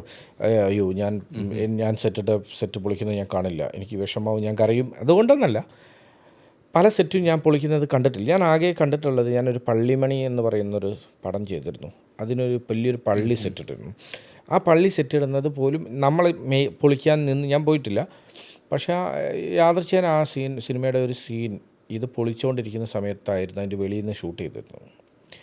അതുകൊണ്ട് നമ്മളിത് കാണേണ്ടി വന്നു. അതുപോലെ നമ്മൾ ഒരു വിഷമം തോന്നും സ്വാഭാവികമായിട്ട്. കാരണം ഞാൻ നേരത്തെ പറഞ്ഞല്ലോ, ഒരു സെറ്റ് ഇടുന്ന സമയത്ത് ആ സെറ്റിന് ആവശ്യമായ എല്ലാം നമ്മൾ കൊടുക്കും, അതിൻ്റെ ജീവൻ വരെ ഉണ്ടാക്കിയെടുക്കും. അതായത് ഇപ്പോൾ മാത്തിച്ചേടത്തിയുടെ വീടിനെക്കുറിച്ച് ഡിസ്കസ് ചെയ്യുകയാണെങ്കിൽ മാത്തിച്ചേടത്തിൻ്റെ വീടിൻ്റെ മുറ്റത്ത് വന്ന് ചേടത്തിയെ എന്നൊന്ന് വിളിക്കാൻ സാധിക്കുമ്പോൾ, അങ്ങനെ ഒരാൾ അവിടെ വരുമ്പോൾ ചേടത്തീൻ്റെ വീടാണ്, ഇവിടെ എവിടെയോ ചേടത്തി ഉണ്ടെന്ന് തോന്നുന്ന, അങ്ങനെ ആവണമെന്ന് ചിന്തിച്ച് നമ്മൾ പ്രവർത്തിക്കും. നമ്മൾ എന്തോരം ആ വർക്ക് ഡീറ്റെയിൽ കൊണ്ടുവരാൻ ശ്രമിക്കും. അങ്ങനെ നമ്മളെ കണ്ണിലുണ്ണി പോലെ ചെയ്തെടുത്ത് അതിൽ ആ കഥാപാത്രം വന്ന് അഭിനയിച്ചൊക്കെ കഴിഞ്ഞ് ഈ സീനുകളെല്ലാം നമ്മൾ കാണും. അവിടെ അഭിനയിക്കുന്നതും അത് ഷൂട്ട് ചെയ്ത് എല്ലാം കണ്ടു കഴിയുമ്പോഴത്തേക്ക് ആ സെറ്റ് മാത്തിച്ചേർത്തിൻ്റെ വീടും ആ സിനിമയുടെയും ഭാഗമായി കഴിയുമ്പോൾ പിന്നീട് ഒരു സുപ്രഭാതത്തിൽ പെട്ടെന്നാണ് പൊളിക്കുന്നത്. അല്ലെങ്കിൽ അത് നശിച്ച് തുടങ്ങുമ്പോൾ പൊളിക്കുകയാണെങ്കിൽ നമുക്ക് കുഴപ്പമില്ലാന്ന്, ഒന്നും നശിച്ചിട്ടുണ്ടാവില്ല. അതായത് ഈ ഓരോ മൂലയും മുക്കും മൂലയും നമ്മൾ ഡിസൈൻ ചെയ്തതുപോലെ തന്നെ നമ്മൾ സെറ്റ് ചെയ്ത് അത് ഷൂട്ട് ചെയ്ത് കഴിയുമ്പോൾ ഇതിൻ്റെ പൂർണ്ണതയിൽ എത്തുന്ന ഒരു സുപ്രഭാതത്തിൽ അവിടെ നിന്ന് നമ്മൾ സീൻ കംപ്ലീറ്റ് ആ ഷൂട്ട് ചെയ്ത് കഴിയുകയും അത് പൊളിച്ച് മാറ്റേണ്ട ഒരു സിറ്റുവേഷൻ വരികയും ചെയ്യും. അപ്പോൾ ഞാൻ ചെയ്തിട്ടുള്ള ഒരു സെറ്റും പൊളിച്ചത് ഞാൻ സത്യത ഇപ്പോൾ മാത്തിച്ചേടത്തിൻ്റെ വീട് പൊളിച്ചത് ഞാൻ കണ്ടിട്ടില്ല, ഈ മലേഷ്യൻ വീട് പൊളിച്ച് ഞാൻ കണ്ടിട്ടില്ല, ഈ പറയുന്ന കവല പൊളിച്ചത് ഞാൻ കണ്ടിട്ടില്ല, പോസ്റ്റ് ഓഫീസ് പൊളിച്ചത് ഞാൻ കണ്ടിട്ടില്ല, ഈ സെറ്റൊന്നും പൊളിച്ചത് ഞാൻ കണ്ടിട്ടില്ല. അതുപോലെ ഞാൻ മുമ്പ് ചെയ്ത പടങ്ങളുടെ സെറ്റുകളൊന്നും പൊളിച്ചത് ഞാൻ കണ്ടിട്ടില്ല. കാരണം അത് ഒരു നമ്മളെ സങ്കടപ്പെടുത്തി വേദനിപ്പിച്ച് കരയിപ്പിക്കൊന്നുമില്ല, പക്ഷേ നമുക്ക് മാനസികമായിട്ടൊരു വേദനയാണ് ശരിക്കും സെറ്റ് പൊളിച്ച് കളയുന്നത് കാണുമ്പോൾ. കാരണം നമ്മളിപ്പോൾ ഒരു ചിത്രം വരച്ച് ഒരിക്കലും അത് നശിപ്പിക്കില്ലല്ലോ. അതുപോലെ തന്നെയാണ് ഇതിൻ്റെ സാധനങ്ങൾ. ഒരിക്കലും ചിത്രം വരച്ചിട്ട് ആ ചിത്രം വെട്ടിക്കളയാനൊന്നും ഒരു ആർട്ടിസ്റ്റിനും തോന്നില്ല. അതുപോലെ തന്നെയാണ് നമ്മൾ ഉണ്ടാക്കിയേക്കുന്ന സാധനം ചലച്ചിത്രമായി മാറി ആ സാധനം നമ്മൾ എന്നേക്കുമായി പൊളിച്ച് കളയുമ്പോൾ നമുക്ക് വലിയ വിഷമമാണത്. ഒരു ചെറിയ കാര്യമല്ല അത് എല്ലാവർക്കും ഒരു പരിധി വരെ അങ്ങനെയായിരിക്കും. ഒരു ഡയറക്ടറും അത് പൊളിക്കുന്ന സമയത്ത് പോയി നിൽക്കാനൊന്നും സാധ്യമല്ല. ഒരു ചെറിയ വിഷമമായിരിക്കും എന്ന് ഉറപ്പാണ് അതൊക്കെ കാര്യം. ആ ഒരു ചെറിയൊരു സങ്കടത്തിനെക്കാട്ടി എത്രയോ ഇരട്ടി സന്തോഷമായിരിക്കും ഈ സിനിമ ഇറങ്ങിക്കഴിഞ്ഞ ആളുകൾ ഇതിനെപ്പറ്റി ഇങ്ങനെ പറഞ്ഞുകൊണ്ടിരിക്കുന്നത്. നമ്മൾ ഈ സെറ്റെല്ലാം പൊളിച്ച് കളഞ്ഞു, പടമെല്ലാം ഷൂട്ട് ചെയ്ത് കഴിഞ്ഞു, ഇതെല്ലാം കഴിഞ്ഞു, പോസ്റ്റ് പ്രൊഡക്ഷൻ പരിപാടികളെല്ലാം കഴിഞ്ഞ് പടം റിലീസാവുന്ന സമയത്ത് നമ്മൾ സിനിമ കാണാനിരിക്കുമ്പോൾ സത്യത എൻ്റെ ഒരു അവസ്ഥ പറയുക, ഞാൻ കഥയെക്കുറിച്ചൊന്നും ചിന്തിക്കാറില്ല. നമ്മളുടെ സെറ്റുകൾ ഓരോന്ന് വരുന്നത് വെയിറ്റ് ചെയ്യുന്ന ആളാണ്. കാരണം അത് ഇപ്പം ഫസ്റ്റ് ഷോ കാണുന്ന സമയത്ത് എന്തെങ്കിലും നല്ലതിനെക്കുറിച്ചല്ല, അത് നമ്മളെ പരമാവധിയാണ്. വേറെ കണ്ടുകൊണ്ടിരിക്കുന്ന ഒരാൾക്ക് ചിലപ്പോൾ അതായിരിക്കില്ല, അതിനേക്കാൾ നന്നായി ചെയ്യാൻ പറ്റും. അതുകൊണ്ട് അതിനെക്കുറിച്ച് അപ്പോൾ എത്രത്തോളം നന്നായി ഇനി നന്നാക്കായിരുന്നു എന്നൊക്കെ നമുക്ക് ചിന്തിക്കാം. പക്ഷേ നമ്മൾ എത്രത്തോളം നന്നാക്കി എന്നുള്ളതല്ല, അതിൻ്റെ അകത്ത് എന്തെങ്കിലും പൊട്ട വിവരക്കേടുകൾ നമ്മളെ ഭാഗത്തുനിന്ന് നമ്മളെ ശുഷ്ക ബുദ്ധി കൊണ്ട് സംഭവിച്ചു പോയിട്ടുണ്ടോ എന്നുള്ളത് മാത്രമാണ് ശ്രദ്ധിക്കുക. അപ്പം ആ സമയത്ത് ഈ പറഞ്ഞ പോലെ ഈ ചില സ്ഥലങ്ങളൊക്കെ നമ്മൾ ചെയ്തേക്കുന്നതൊക്കെ ഭയങ്കര ഭംഗിയായിട്ട് വന്നിട്ടുണ്ടാവും. ചില ഇതൊക്കെ ഭയങ്കര രസമായി. കാരണം നമ്മൾ ഈ സെറ്റ് ഇട്ട് വെച്ചേക്കുന്നതിനേക്കാൾ നിങ്ങൾ നേരത്തെ പറഞ്ഞ ജീവൻ തുടിക്കുന്നൊരവസ്ഥ വരുന്നത് ആ കഥാപാത്രം അവിടെ നിന്ന് നമ്മളെ തിരക്കഥ പോലെ ഈ സംസാരിക്കുകയും പ്രവർത്തിക്കുകയും ജീവിക്കുകയും ഒക്കെ ചെയ്തിട്ടാണ് കടന്നു പോകുന്നത്. അതാണ് നമ്മൾ സിനിമയിൽ കാണുന്ന എപ്പിസോഡ്. അപ്പം അതിന് കുറച്ചും കൂടി ജീവനുണ്ടാവും. ഈ വീടിനാണെങ്കിലും അതിൻ്റെ വിഷ്വലുകളൊക്കെ കാണുമ്പോൾ കുറച്ചൊരു ജീവനുണ്ടാവും. അത് കാണുമ്പോൾ ഭയങ്കര സന്തോഷമാണ്. ഏതൊരു ആർട്ട് ഡയറക്ടർക്കും ഭയങ്കര സന്തോഷമാണ്. കാരണം അവനവൻ ചെയ്തേക്കുന്ന വർക്ക് ആ സിനിമയുടെ കഥയ്ക്കും കഥാപാത്രത്തിനും അനുയോജ്യമായോ ഇല്ലേ എന്നൊക്കെ വിലയിരുത്താനും കൂടി പറ്റിയിട്ടുള്ള ഒരു അവസരമാണ് നമ്മൾ ഈ സിനിമ കാണുമ്പോൾ കിട്ടുന്നത്. ഒരു ആർട്ട് ഡയറക്ടർ എന്ന രീതിയിൽ ചെയ്തു വെച്ച വർക്കിൽ ഏറ്റവും ഭംഗി തോന്നുന്ന മൊമെന്റ്സുകൾ ഉണ്ടായിരുന്നു. അപ്പം ശരിക്കും തിയേറ്ററിൽ കണ്ടപ്പോൾ ഏറ്റവും ഭംഗിയായിട്ട് തോന്നിയ സെറ്റ് ഏതായിരുന്നു? എല്ലാ സെറ്റും ഭംഗിയായിട്ട് തോന്നിയിട്ടുണ്ട്. എനിക്ക് കുറേ ആളുകൾ എന്നോട് പറഞ്ഞിട്ടുള്ളത് മലേഷ്യയാണ് ഭയങ്കര ഇഷ്ടപ്പെട്ടെന്ന് പറഞ്ഞിട്ടുള്ളത്. പിന്നെ ചില ആൾക്കാർ എൻ്റെ അടുത്ത് എന്നെ വിളിച്ച് പറഞ്ഞിട്ടുള്ളത് പ്ലാത്തിച്ചേടത്തിൻ്റെ വീടിൻ്റെ പിന്നാമ്പുറത്ത് വെച്ചിട്ടുള്ള പ്രോപ്പർട്ടീസ് ഭയങ്കരമായിട്ട് ഇഷ്ടപ്പെട്ടിട്ടുണ്ട് എന്ന് പറഞ്ഞു. കാരണം ഞാൻ നേരത്തെ പറഞ്ഞു, ഓരോ ഏരിയകൾ തിരിച്ചിട്ടാണ് നമ്മൾ പ്രോപ്പർട്ടിയെ ഡിസൈൻ ചെയ്യുന്നത്, മാർക്ക് ചെയ്യുന്നത്. എന്ത് സാധനവും എവിടെയും ഇടാൻ പറ്റില്ലല്ലോ. അപ്പോൾ പ്ലാത്തിച്ചേടത്തിൻ്റെ വീടിൻ്റെ പുറകുവശത്തിന് ഏണി, പണ്ട് കാലത്ത് മുള കൊണ്ടുണ്ടാക്കുന്ന ഏണി, മുറം, ഇങ്ങനെ കുട്ട, ഈ കമ്പ്, ഈ പറഞ്ഞ എന്തൊക്കെയോ സാധനങ്ങളൊക്കെ അങ്ങനെയുള്ള ഊടുകൾ അങ്ങനെയുള്ള സാധനങ്ങളൊക്കെ കുറേ. പിന്നെ പഴയ കാലത്തുണ്ടായിരുന്ന സിമെൻറ്റിൻ്റെ ഒരു പാത്രമുണ്ട് വെള്ളം നിറച്ച് വെക്കുന്ന, അത് ആ ചക്ക ഉരൾ ഇങ്ങനെയുള്ള സാധനങ്ങൾ, അമ്മിത്തറ ഇങ്ങനെയുള്ള സാധനങ്ങളാണ്. അപ്പം അത്തരം സാധനങ്ങൾ ഇഷ്ടപ്പെട്ടതെന്ന് ചിലർ വിളിച്ച് പറഞ്ഞിട്ടുണ്ട്. പിന്നെ എനിക്ക് തോന്നിയിട്ടില്ല, ഇപ്പം നേരത്തെ പറഞ്ഞ പോലെ അങ്ങനെ ഒരു ബ്രില്യൻസ് അല്ല ഞാൻ പറയുന്നത്. എനിക്ക് തോന്നിയിട്ടുള്ളത് നമ്മൾ ഈ കവലയിലുള്ള കട വളരെ ഡീറ്റെയിൽ ആയിട്ട് ചെയ്തിട്ടുണ്ടായിരുന്നു. പക്ഷേ അത് സീൻ പ്രകാരം നമുക്ക് അത്ര നേരെ കാണിക്കാൻ നിർവാഹമുള്ളൂ, അത്രയും സീൻ അതിൻ്റെ അകത്തുള്ളൂ. പക്ഷേ എങ്കിലും ആ കട കാണിക്കണം. ഇപ്പം നേരത്തെ പറഞ്ഞ പോലെ ആ സീൻ നിങ്ങൾക്ക് നോക്കിയാൽ അറിയാം. ആ സീൻ വളരെ ചെറിയൊരു 2 സീനിൽ മറ്റോ അതുള്ളൂ. ഒന്ന് പിയൂസ് വന്ന് സാധനം മേടിച്ചുകൊണ്ട് പോകുമ്പോൾ പിന്നെ അമ്മച്ചി വന്നിട്ട് വെളിയിൽ നിന്ന് സാധനം മേടിച്ചെന്തോ അതേതാ നരുന്ത് ചെറുക്കെന്നൊക്കെ സംസാരിക്കുമ്പോൾ മാത്രമേ ഉള്ളൂ. പക്ഷേ നമുക്ക് എന്താണെന്ന് വെച്ച് കഴിഞ്ഞാൽ ആ കടയുടെ ഡീറ്റെയിൽ ചെയ്യണം. ഒരിക്കൽ പോലും ഫ്രെയിമിൽ വരാത്ത ചില ഏരിയകൾ ആ കടയ്ക്കുണ്ട്. ആ കടയുടെ ഇങ്ങേ അറ്റത്ത് സമോറും ഈ ചായക്കട പോലെ ചെയ്തേക്കുന്നതിൻ്റെ ആ ബാക്ക് സൈഡിൽ ഒരടുപ്പും തീയും, അവർ പാല് തിളപ്പിക്കുന്നതോ ചായ തിളപ്പിക്കുന്നതോ ആയിട്ടുള്ള പാത്രങ്ങളും സാധനങ്ങളും, അതിൻ്റെ സൈഡൊക്കെ മുഴുവൻ കരി പിടിച്ചും അങ്ങനെയൊക്കെ കിടക്കുന്ന ഒരു രസമുള്ള ഏരിയ അതിനകത്തുണ്ടായിരുന്നു. പക്ഷേ അത് ഒരിക്കലും സീനിന് വേണ്ടി ചെയ്തതല്ല. കാരണം അല്ല സീനിന് വേണ്ടി ചെയ്തതല്ല. സീനിൽ അത് വന്ന് എന്നല്ല, അതിൻ്റെ ഡീറ്റെയിൽ ഒന്നും കിട്ടില്ല എന്ന് നമുക്കറിയാം. പക്ഷേ നമ്മളത് ചെയ്യണം. കാരണം അങ്ങനെ ചെയ്യുമ്പോൾ മാത്രമേ അതിൻ്റെ ജീവൻ ഉണ്ടാവുള്ളൂ ആ കടയുടെ. അല്ലാതെ നമ്മൾ ഷൂട്ട് ചെയ്യേണ്ട ഒരു ഏരിയ മാത്രം ചെയ്തു വെച്ചാൽ അവിടെ വരുന്ന ആൾക്ക് അത് ആ ഷൂട്ട് ചെയ്യാൻ വരുന്ന ആളുകൾക്കൊന്നും വലിയൊരു ആ ഒരു ആംബിയൻസിൻ്റെ ഒരു ഫീല് കിട്ടില്ല. അതുകൊണ്ട് നമ്മൾ ചെയ്തു വെക്കും. അതുപോലെ ഈ ഈ മാത്തിച്ചേർത്തിൻ്റെ വീടിൻ്റെ ആ അടുക്കളപ്പുറത്ത് കാണുന്ന ഈ അടുക്കളേൻ്റെ ഭാഗത്തെ അതിലൊക്കെ നമ്മൾ സീലിംഗ് ചെയ്തിട്ട് ഒരിക്കൽ പോലും ഫ്രെയിം വരില്ല. പഴയ മരങ്ങൾ ഉപയോഗിച്ചിട്ട് ഇങ്ങനെ ചേർത്ത് ഓവർലാപ്പ് ചെയ്തിട്ട് ഒരു സീലിംഗ് പരിപാടി ഉണ്ട് ചരിവുള്ള സ്ഥലത്ത് പണ്ട് കാലത്ത് ചെയ്യുന്നത്. അത് നമ്മൾ ചെയ്തു വെച്ചിട്ടുണ്ട്. പക്ഷേ അതൊരിക്കലും ഫ്രെയിമിൽ വരില്ല എന്ന് നമുക്കറിയാം. പക്ഷേ അത് ചെയ്തേ പറ്റുള്ളൂ. അത് ചെയ്തിട്ടില്ലെങ്കിലുള്ള പ്രശ്നം എന്താ വെച്ചാൽ അവിടെ ഷൂട്ട് ചെയ്യാൻ വരുന്ന ഡയറക്ടർക്കും അവിടെ ഷൂട്ട് ചെയ്യാൻ വരുന്ന ക്യാമറമാനും അവിടെ വർക്ക് ചെയ്യുന്ന ഓരോ ടെക്നീഷ്യനും ഇതൊരു സെറ്റാണ്, ഇതിനു വേണ്ടി ഉണ്ടാക്കിയതാണ് എന്നുള്ളൊരു തോന്നൽ ഉണ്ടാവും അവർക്ക്, അഭിനയിക്കുന്ന ആൾക്കാർക്ക്. അങ്ങനെ തോന്നലുകൾ ഉണ്ടാവാതെ ഇരിക്കാൻ വേണ്ടിയിട്ടാണ് ഇത്തരം കാര്യങ്ങൾ ഫ്രെയിമിൽ വന്നിട്ടില്ലെങ്കിൽ പോലും നമ്മൾ ചെയ്തു വെക്കുന്നത്. അതുപോലെ തന്നെ എക്കോ എന്ന സിനിമയുടെ റൈറ്ററാണ് ബാഹുൽ രമേശ്. അതുപോലെ അതിൻ്റെ സിനിമാറ്റോഗ്രാഫറും അദ്ദേഹം തന്നെയാണ്. അപ്പം ശരിക്കും സിനിമാറ്റോഗ്രാഫറും റൈറ്ററും ഒരാൾ തന്നെ ആവുമ്പോൾ അദ്ദേഹത്തിന് പൂർണ്ണമായൊരു വിഷൻ ഉണ്ടാവുമല്ലോ. അപ്പം എടുക്കുന്ന ഫ്രെയിമുകൾക്ക് ഒരു വിഷൻ ഉണ്ട്. അപ്പം ശരിക്കും അത് ഒരു ആർട്ട് ഡയറക്ടറിനെ സഹായിക്കുവാണോ, ശരിക്കും അത് കൂടുതൽ ചാലഞ്ചാണോ? അത് ചാലഞ്ച് അല്ല. നമ്മളെന്തായാലും ഈ സിനിമ ചെയ്യാൻ വേണ്ടി വന്ന സ്ഥിതിക്ക് നമുക്കത് ഉപകാരമാണ് ഉണ്ടാവുക. കാരണം ക്യാമറമാൻ റൈറ്ററാകുന്ന സമയത്ത് ഉണ്ടാകുന്നൊരു കാര്യം, അതൊരു പക്ഷേ ഡയറക്ടർ റൈറ്ററായാലും ക്യാമറമാൻ റൈറ്ററായാലും ഒക്കെ തന്നെ നമുക്ക് ഒരുപോലെയാണെന്ന് എനിക്ക് തോന്നുന്നു. കുറച്ചുകൂടി നമുക്ക് നല്ലത് ക്യാമറമാൻ റൈറ്റർ ആകുമ്പോൾ ഉണ്ടാവുന്നതാണ്. കാരണം അയാളാണ് ഷൂട്ട് ചെയ്യുന്നത്, ഫ്രെയിം വെക്കുന്നത്. അപ്പം അവിടെ എങ്ങനെയൊക്കെ എന്നുള്ളതിനെക്കുറിച്ച്, എങ്ങനെ ഷൂട്ട് ചെയ്യുക എന്നുള്ളതിനെക്കുറിച്ച് ഒക്കെ ഒരു ധാരണ പുള്ളിക്കുണ്ടാവും. അത് നമുക്ക് കൂടുതൽ ഗുണകരമാണ്. എന്ന് വെച്ച് കഴിഞ്ഞാൽ നമ്മളുടെ വർക്ക് ഏറ്റവും മനോഹരമാക്കണം എന്നാണ് നമുക്ക് തോന്നുന്നതെങ്കിൽ ക്യാമറമാൻ റൈറ്ററാണെങ്കിൽ നമുക്ക് ഗുണമാണ്. നേരെ മറിച്ച് നമുക്ക് ഇവർ കാണുന്ന വിഷ്വലിലേക്ക് എത്തിപ്പെടാൻ സാധിക്കാത്തൊരു സ്ഥിതിയാണെങ്കിൽ നമുക്കത് ഒരുപാട് പണി തരും. കാരണം ഇവരെന്താണ് ചിന്തിച്ചെന്ന് ആ സാധനം ചെയ്യാൻ നമുക്ക് സാധിക്കാത്തൊരു ഘട്ടം വന്നാൽ പണി കിട്ടും.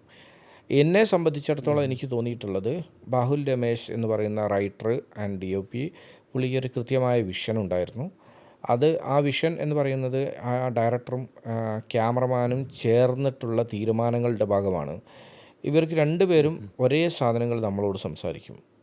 അല്ലാതെ ഒരാളൊന്നും മറ്റൊതോ അല്ല സംസാരിക്കും. അപ്പോൾ ഇവർ തമ്മിൽ ഒരു കറക്റ്റായിട്ടുള്ളൊരു പ്ലാനും ഒരു പദ്ധതിയും ഇവർക്കുണ്ടായിരുന്നു. അതുകൊണ്ട് തന്നെ നമ്മൾ ബാഹുലിനോട് ഒരു സാധനം ഇങ്ങനെ ചോദിച്ചാൽ അതിനെക്കുറിച്ച് കൃത്യമായിട്ടൊരു ബോധം നമുക്കുണ്ടാക്കി തരികയും അത് നമ്മൾ ചെയ്ത് കഴിഞ്ഞാൽ നമ്മളൊരു സാധനം ചെയ്ത് അതിനെ മാക്സിമം എത്ര ഭംഗിയാക്കി ഷൂട്ട് ചെയ്യാം എന്നുള്ളതിനെക്കുറിച്ച് ഭയങ്കരമായിട്ട് ധാരണയുള്ള ഒരാളാണ് ബാഹുൽ.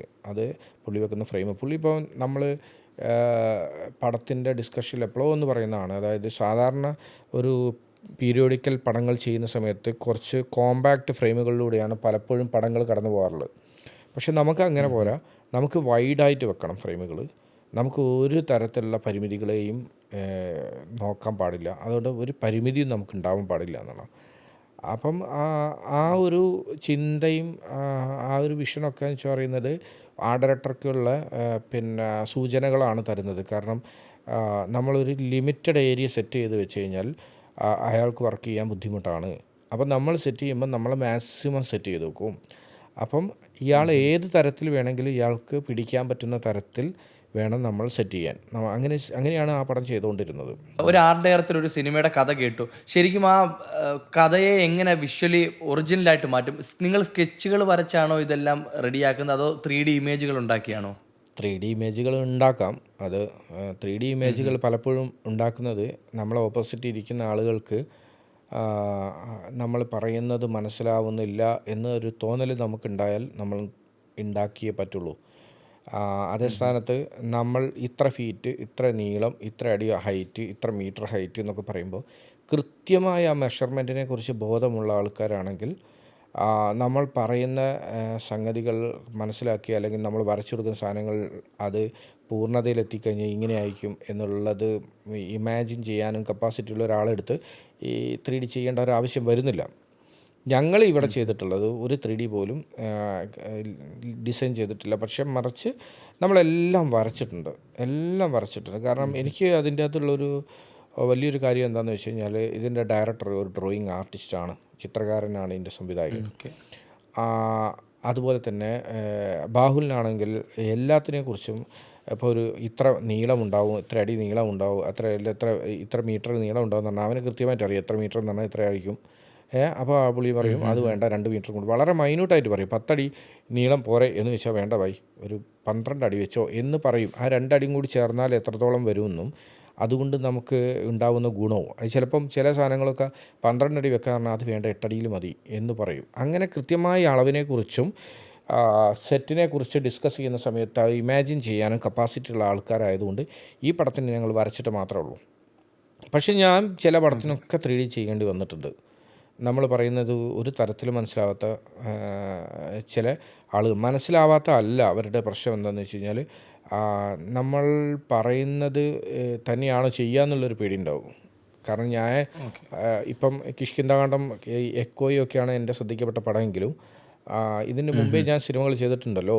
ഒരു ന്യൂ കമർ എന്ന നിലയ്ക്ക് അയാൾ എന്ത് ചെയ്യും എന്നുള്ളതിനെ കുറിച്ചും അയാളിൽ എത്രത്തോളം ഇത് ചെയ്യാനുള്ള കാലിബർ ഉള്ളതിനെക്കുറിച്ചൊക്കെ ഭയങ്കരമായി ചിന്തിക്കും. അതിൻ്റെ ഭാഗമായിട്ട് നിങ്ങൾ എന്താണ് ചെയ്യുന്നത് എന്നുള്ളതിൻ്റെ ഒരു വിഷ്വൽ കാണിക്കാൻ പറയുമ്പോൾ കൃത്യമായി നമ്മളത് കാണിച്ചു കൊടുത്താൽ പറ്റും. അപ്പം നമ്മൾ എന്തായാലും 3D ചെയ്യുകയും 3D കൊണ്ടുവന്ന് കാണിക്കുകയൊക്കെ ചെയ്യും. അപ്പോൾ 2 തരത്തിലാണ് ചെയ്യാറുള്ളത്. ചില ആളുകൾക്ക് അതിൻ്റെ ആവശ്യമില്ല എന്ന് പറയുമ്പോൾ നമ്മൾ വരച്ച് കാണിച്ചു കൊടുക്കും. ചില ആൾക്കാർക്ക് ആവശ്യമുണ്ടെന്ന് പറയുമ്പോൾ നമ്മൾ 3D ചെയ്ത് കാണിച്ചു കൊടുക്കും. എങ്ങനെ ഉണ്ടായിരുന്നു ഇവരുമായിട്ടെല്ലാം ഈ എക്കോയുടെ ടോട്ടൽ ക്രൂ ആയിട്ട് വർക്ക് ചെയ്തപ്പോൾ എക്സ്പീരിയൻസ്? ഇതിൻ്റെ ഡയറക്ടർ ഡിനിജിത്ത് അയ്യത്താൻ, അതുപോലെ തന്നെ ബാഹുൽ രമേശ്, ഇവരുമായിട്ടെല്ലാം ഈ ക്രൂ സന്ദീപിൻ്റെ കൂടെ വർക്ക് ചെയ്തപ്പോൾ, അതുപോലെ തന്നെ വിനു പപ്പു, ഇതിൻ്റെ ടോട്ടൽ ക്രൂ ആയിട്ട് വർക്ക് ചെയ്തപ്പോൾ എക്സ്പീരിയൻസ് എങ്ങനെ ഉണ്ടായിരുന്നു? ടോട്ടൽ ക്രൂ ആയിട്ട് വർക്ക് ചെയ്തുകൊണ്ടുവന്ന എക്സ്പീരിയൻസ് എന്ന് പറയുന്നത്, ഈ പടം നമ്മൾ ഈ മലകൾ താണ്ടിയും കാട്ടാറുകൾ നീന്തിയും ഒക്കെയാണ് ചെയ്തുകൊണ്ടിരുന്നത്. ചില കാട്ടുവഴികളിലൂടെയൊക്കെ പോയിട്ടും വള്ളി തൂങ്ങിപ്പോയിട്ടൊക്കെയാണ് ചെയ്തുകൊണ്ടിരുന്നത്. അപ്പോൾ അതുകൊണ്ട് തന്നെ നമ്മൾ അത് ഡയറക്ടർ, ഇത് ക്യാമറമാൻ, ഇത് ആർട്ട് ഡയറക്ടർ, അത് ആർട്ടിസ്റ്റ് എന്നുള്ളൊരു വേർതിരിവുകളില്ലായിരുന്നു.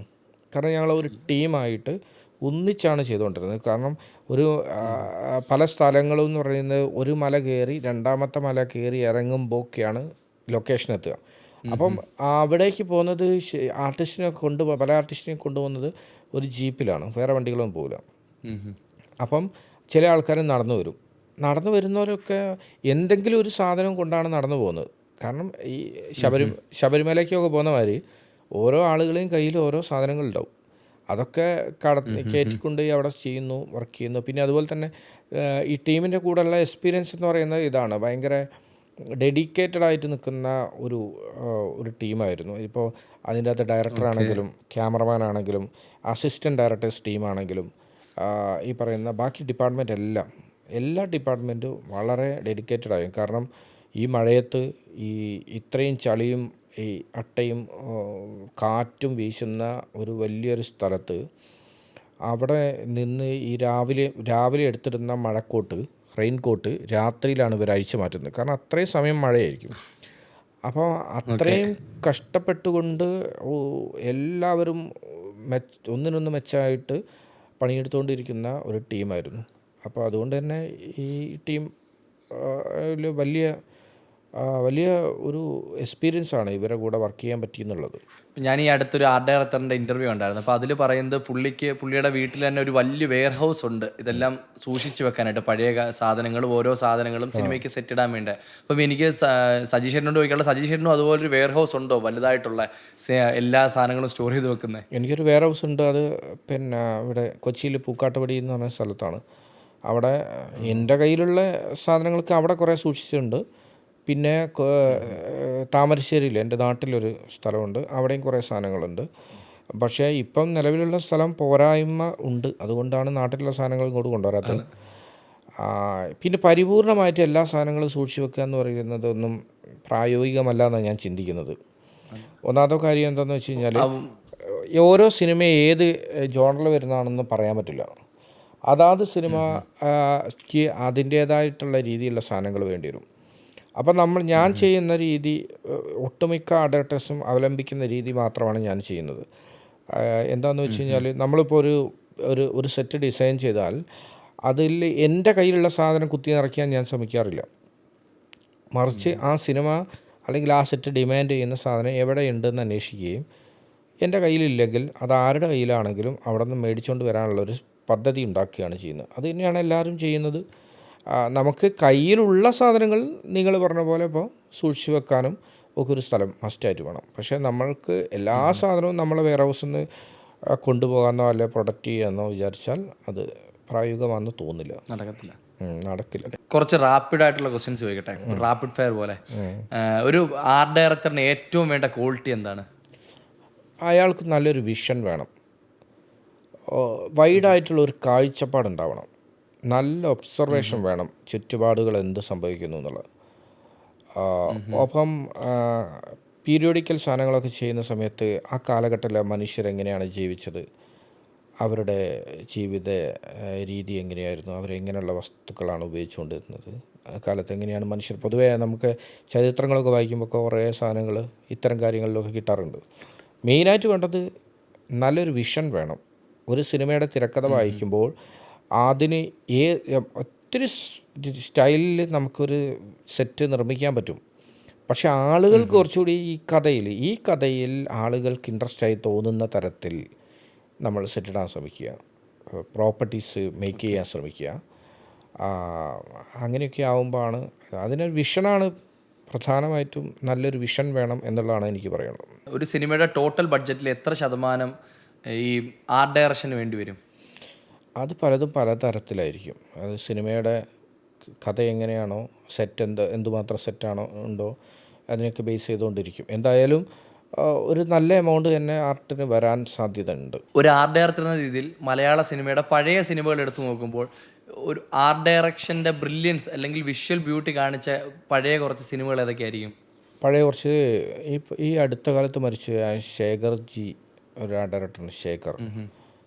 പുള്ളി മൈഡിയർ കുട്ടിച്ചാത്തലിൽ ഒരു റൂം ഡിസൈൻ ചെയ്തത് ഭയങ്കരമായി രസകരമായിട്ടുള്ളൊരു സാധനമായിട്ട് വന്നത്. അതുപോലെ തന്നെ അനന്തഭദ്രം എന്ന് പറയുന്ന സിനിമയിലെ ആ ഗുഹ എനിക്ക് ഭയങ്കരമായിട്ട് തോന്നി. ഒരുപാട് പഴയത് അല്ല ഞാൻ പറയുന്നത്, പക്ഷേ അതൊക്കെ എനിക്ക് ഭയങ്കര രസമായിട്ട് തോന്നി. പിന്നെ ഒത്തിരി പടങ്ങളിൽ പഴയ കാലത്തൊക്കെ ഒരു ഭീകരമായിട്ടുള്ള സെറ്റ് ഇല്ലല്ലോ, ഒരു ചെറിയ സാധനങ്ങളാണെന്നാണ് എനിക്ക് തോന്നുന്നത്.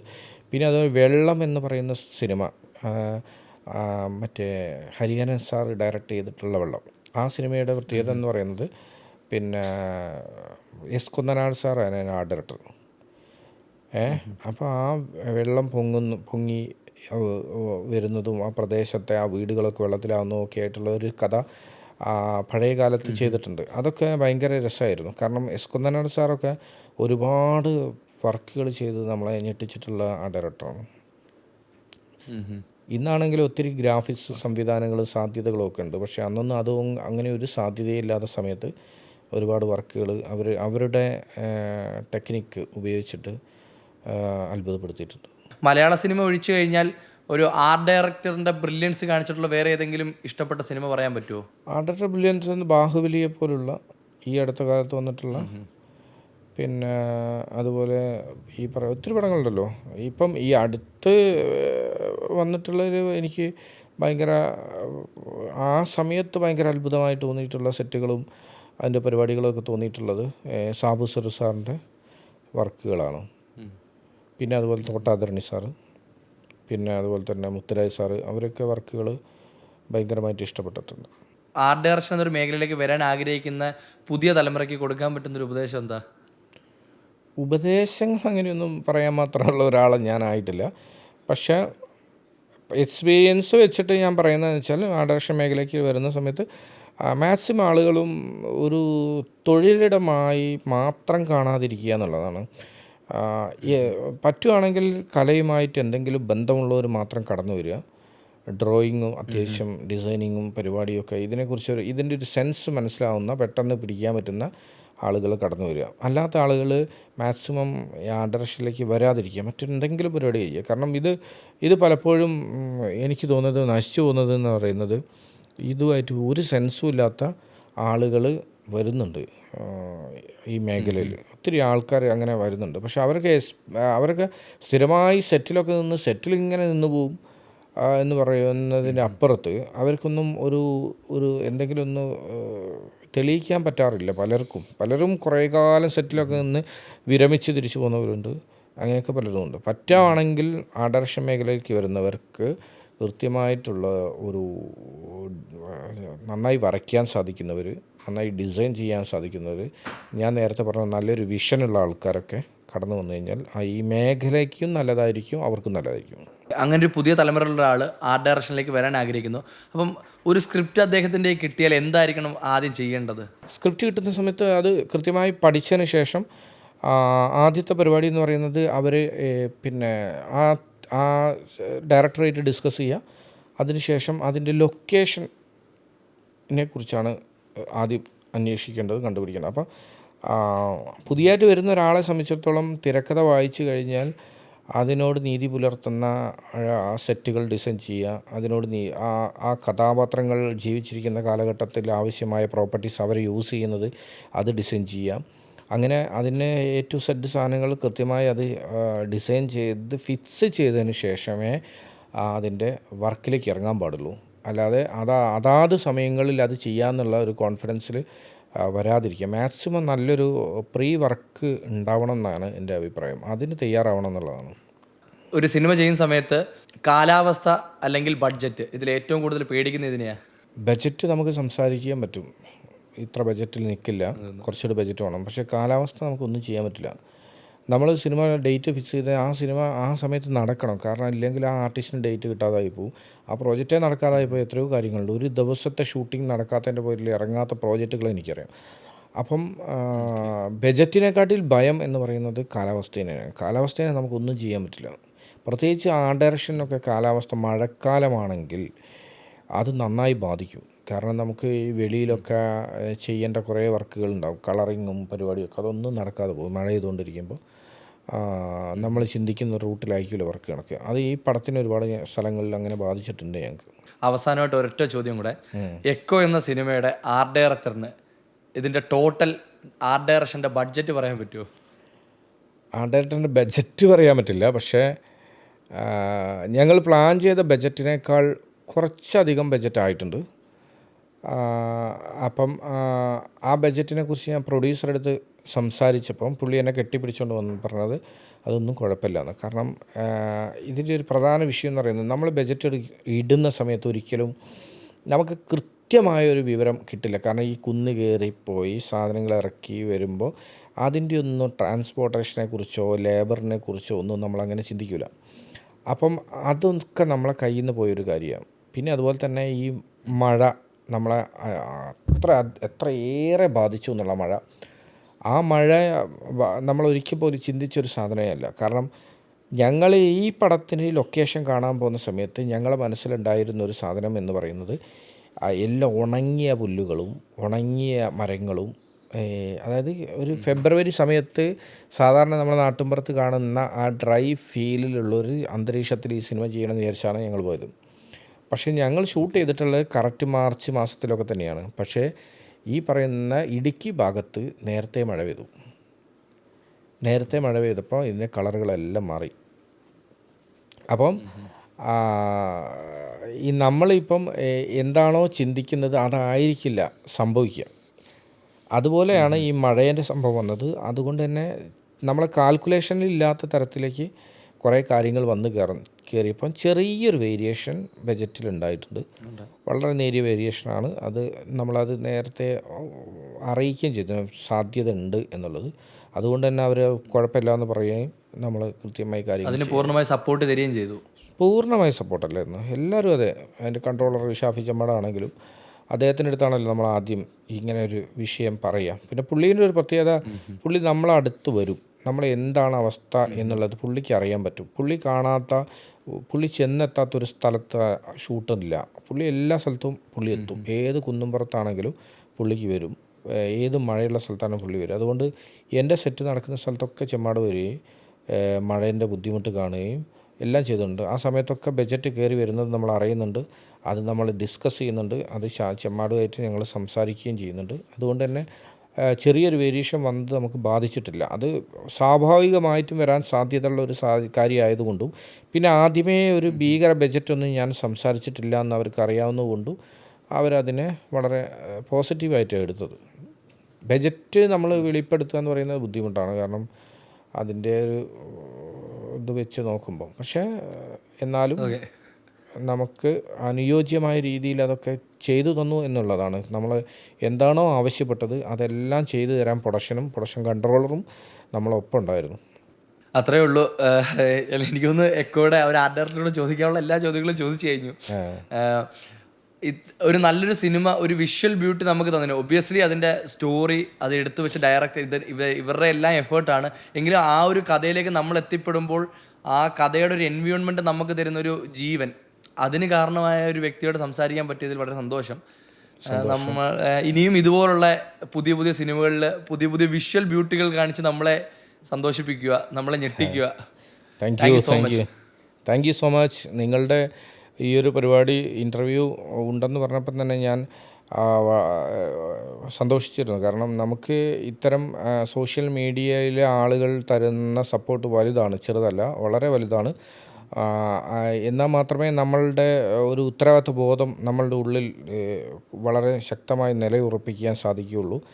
അതുകൊണ്ട് ഈ സിനിമ കാണുകയും ഈ സിനിമയിലെ ആർട്ട് ഡയറക്ഷൻ്റെ സാധ്യതയെക്കുറിച്ചൊക്കെ ചർച്ച ചെയ്യാൻ വേണ്ടി എന്നെപ്പോലുള്ള ആളുകളെ വിളിക്കുകയും സപ്പോർട്ട് ചെയ്യുകയൊക്കെ ചെയ്യുന്ന നിങ്ങൾക്കും ഞങ്ങൾ ഏറെ നന്ദി അറിയിക്കുകയാണ്.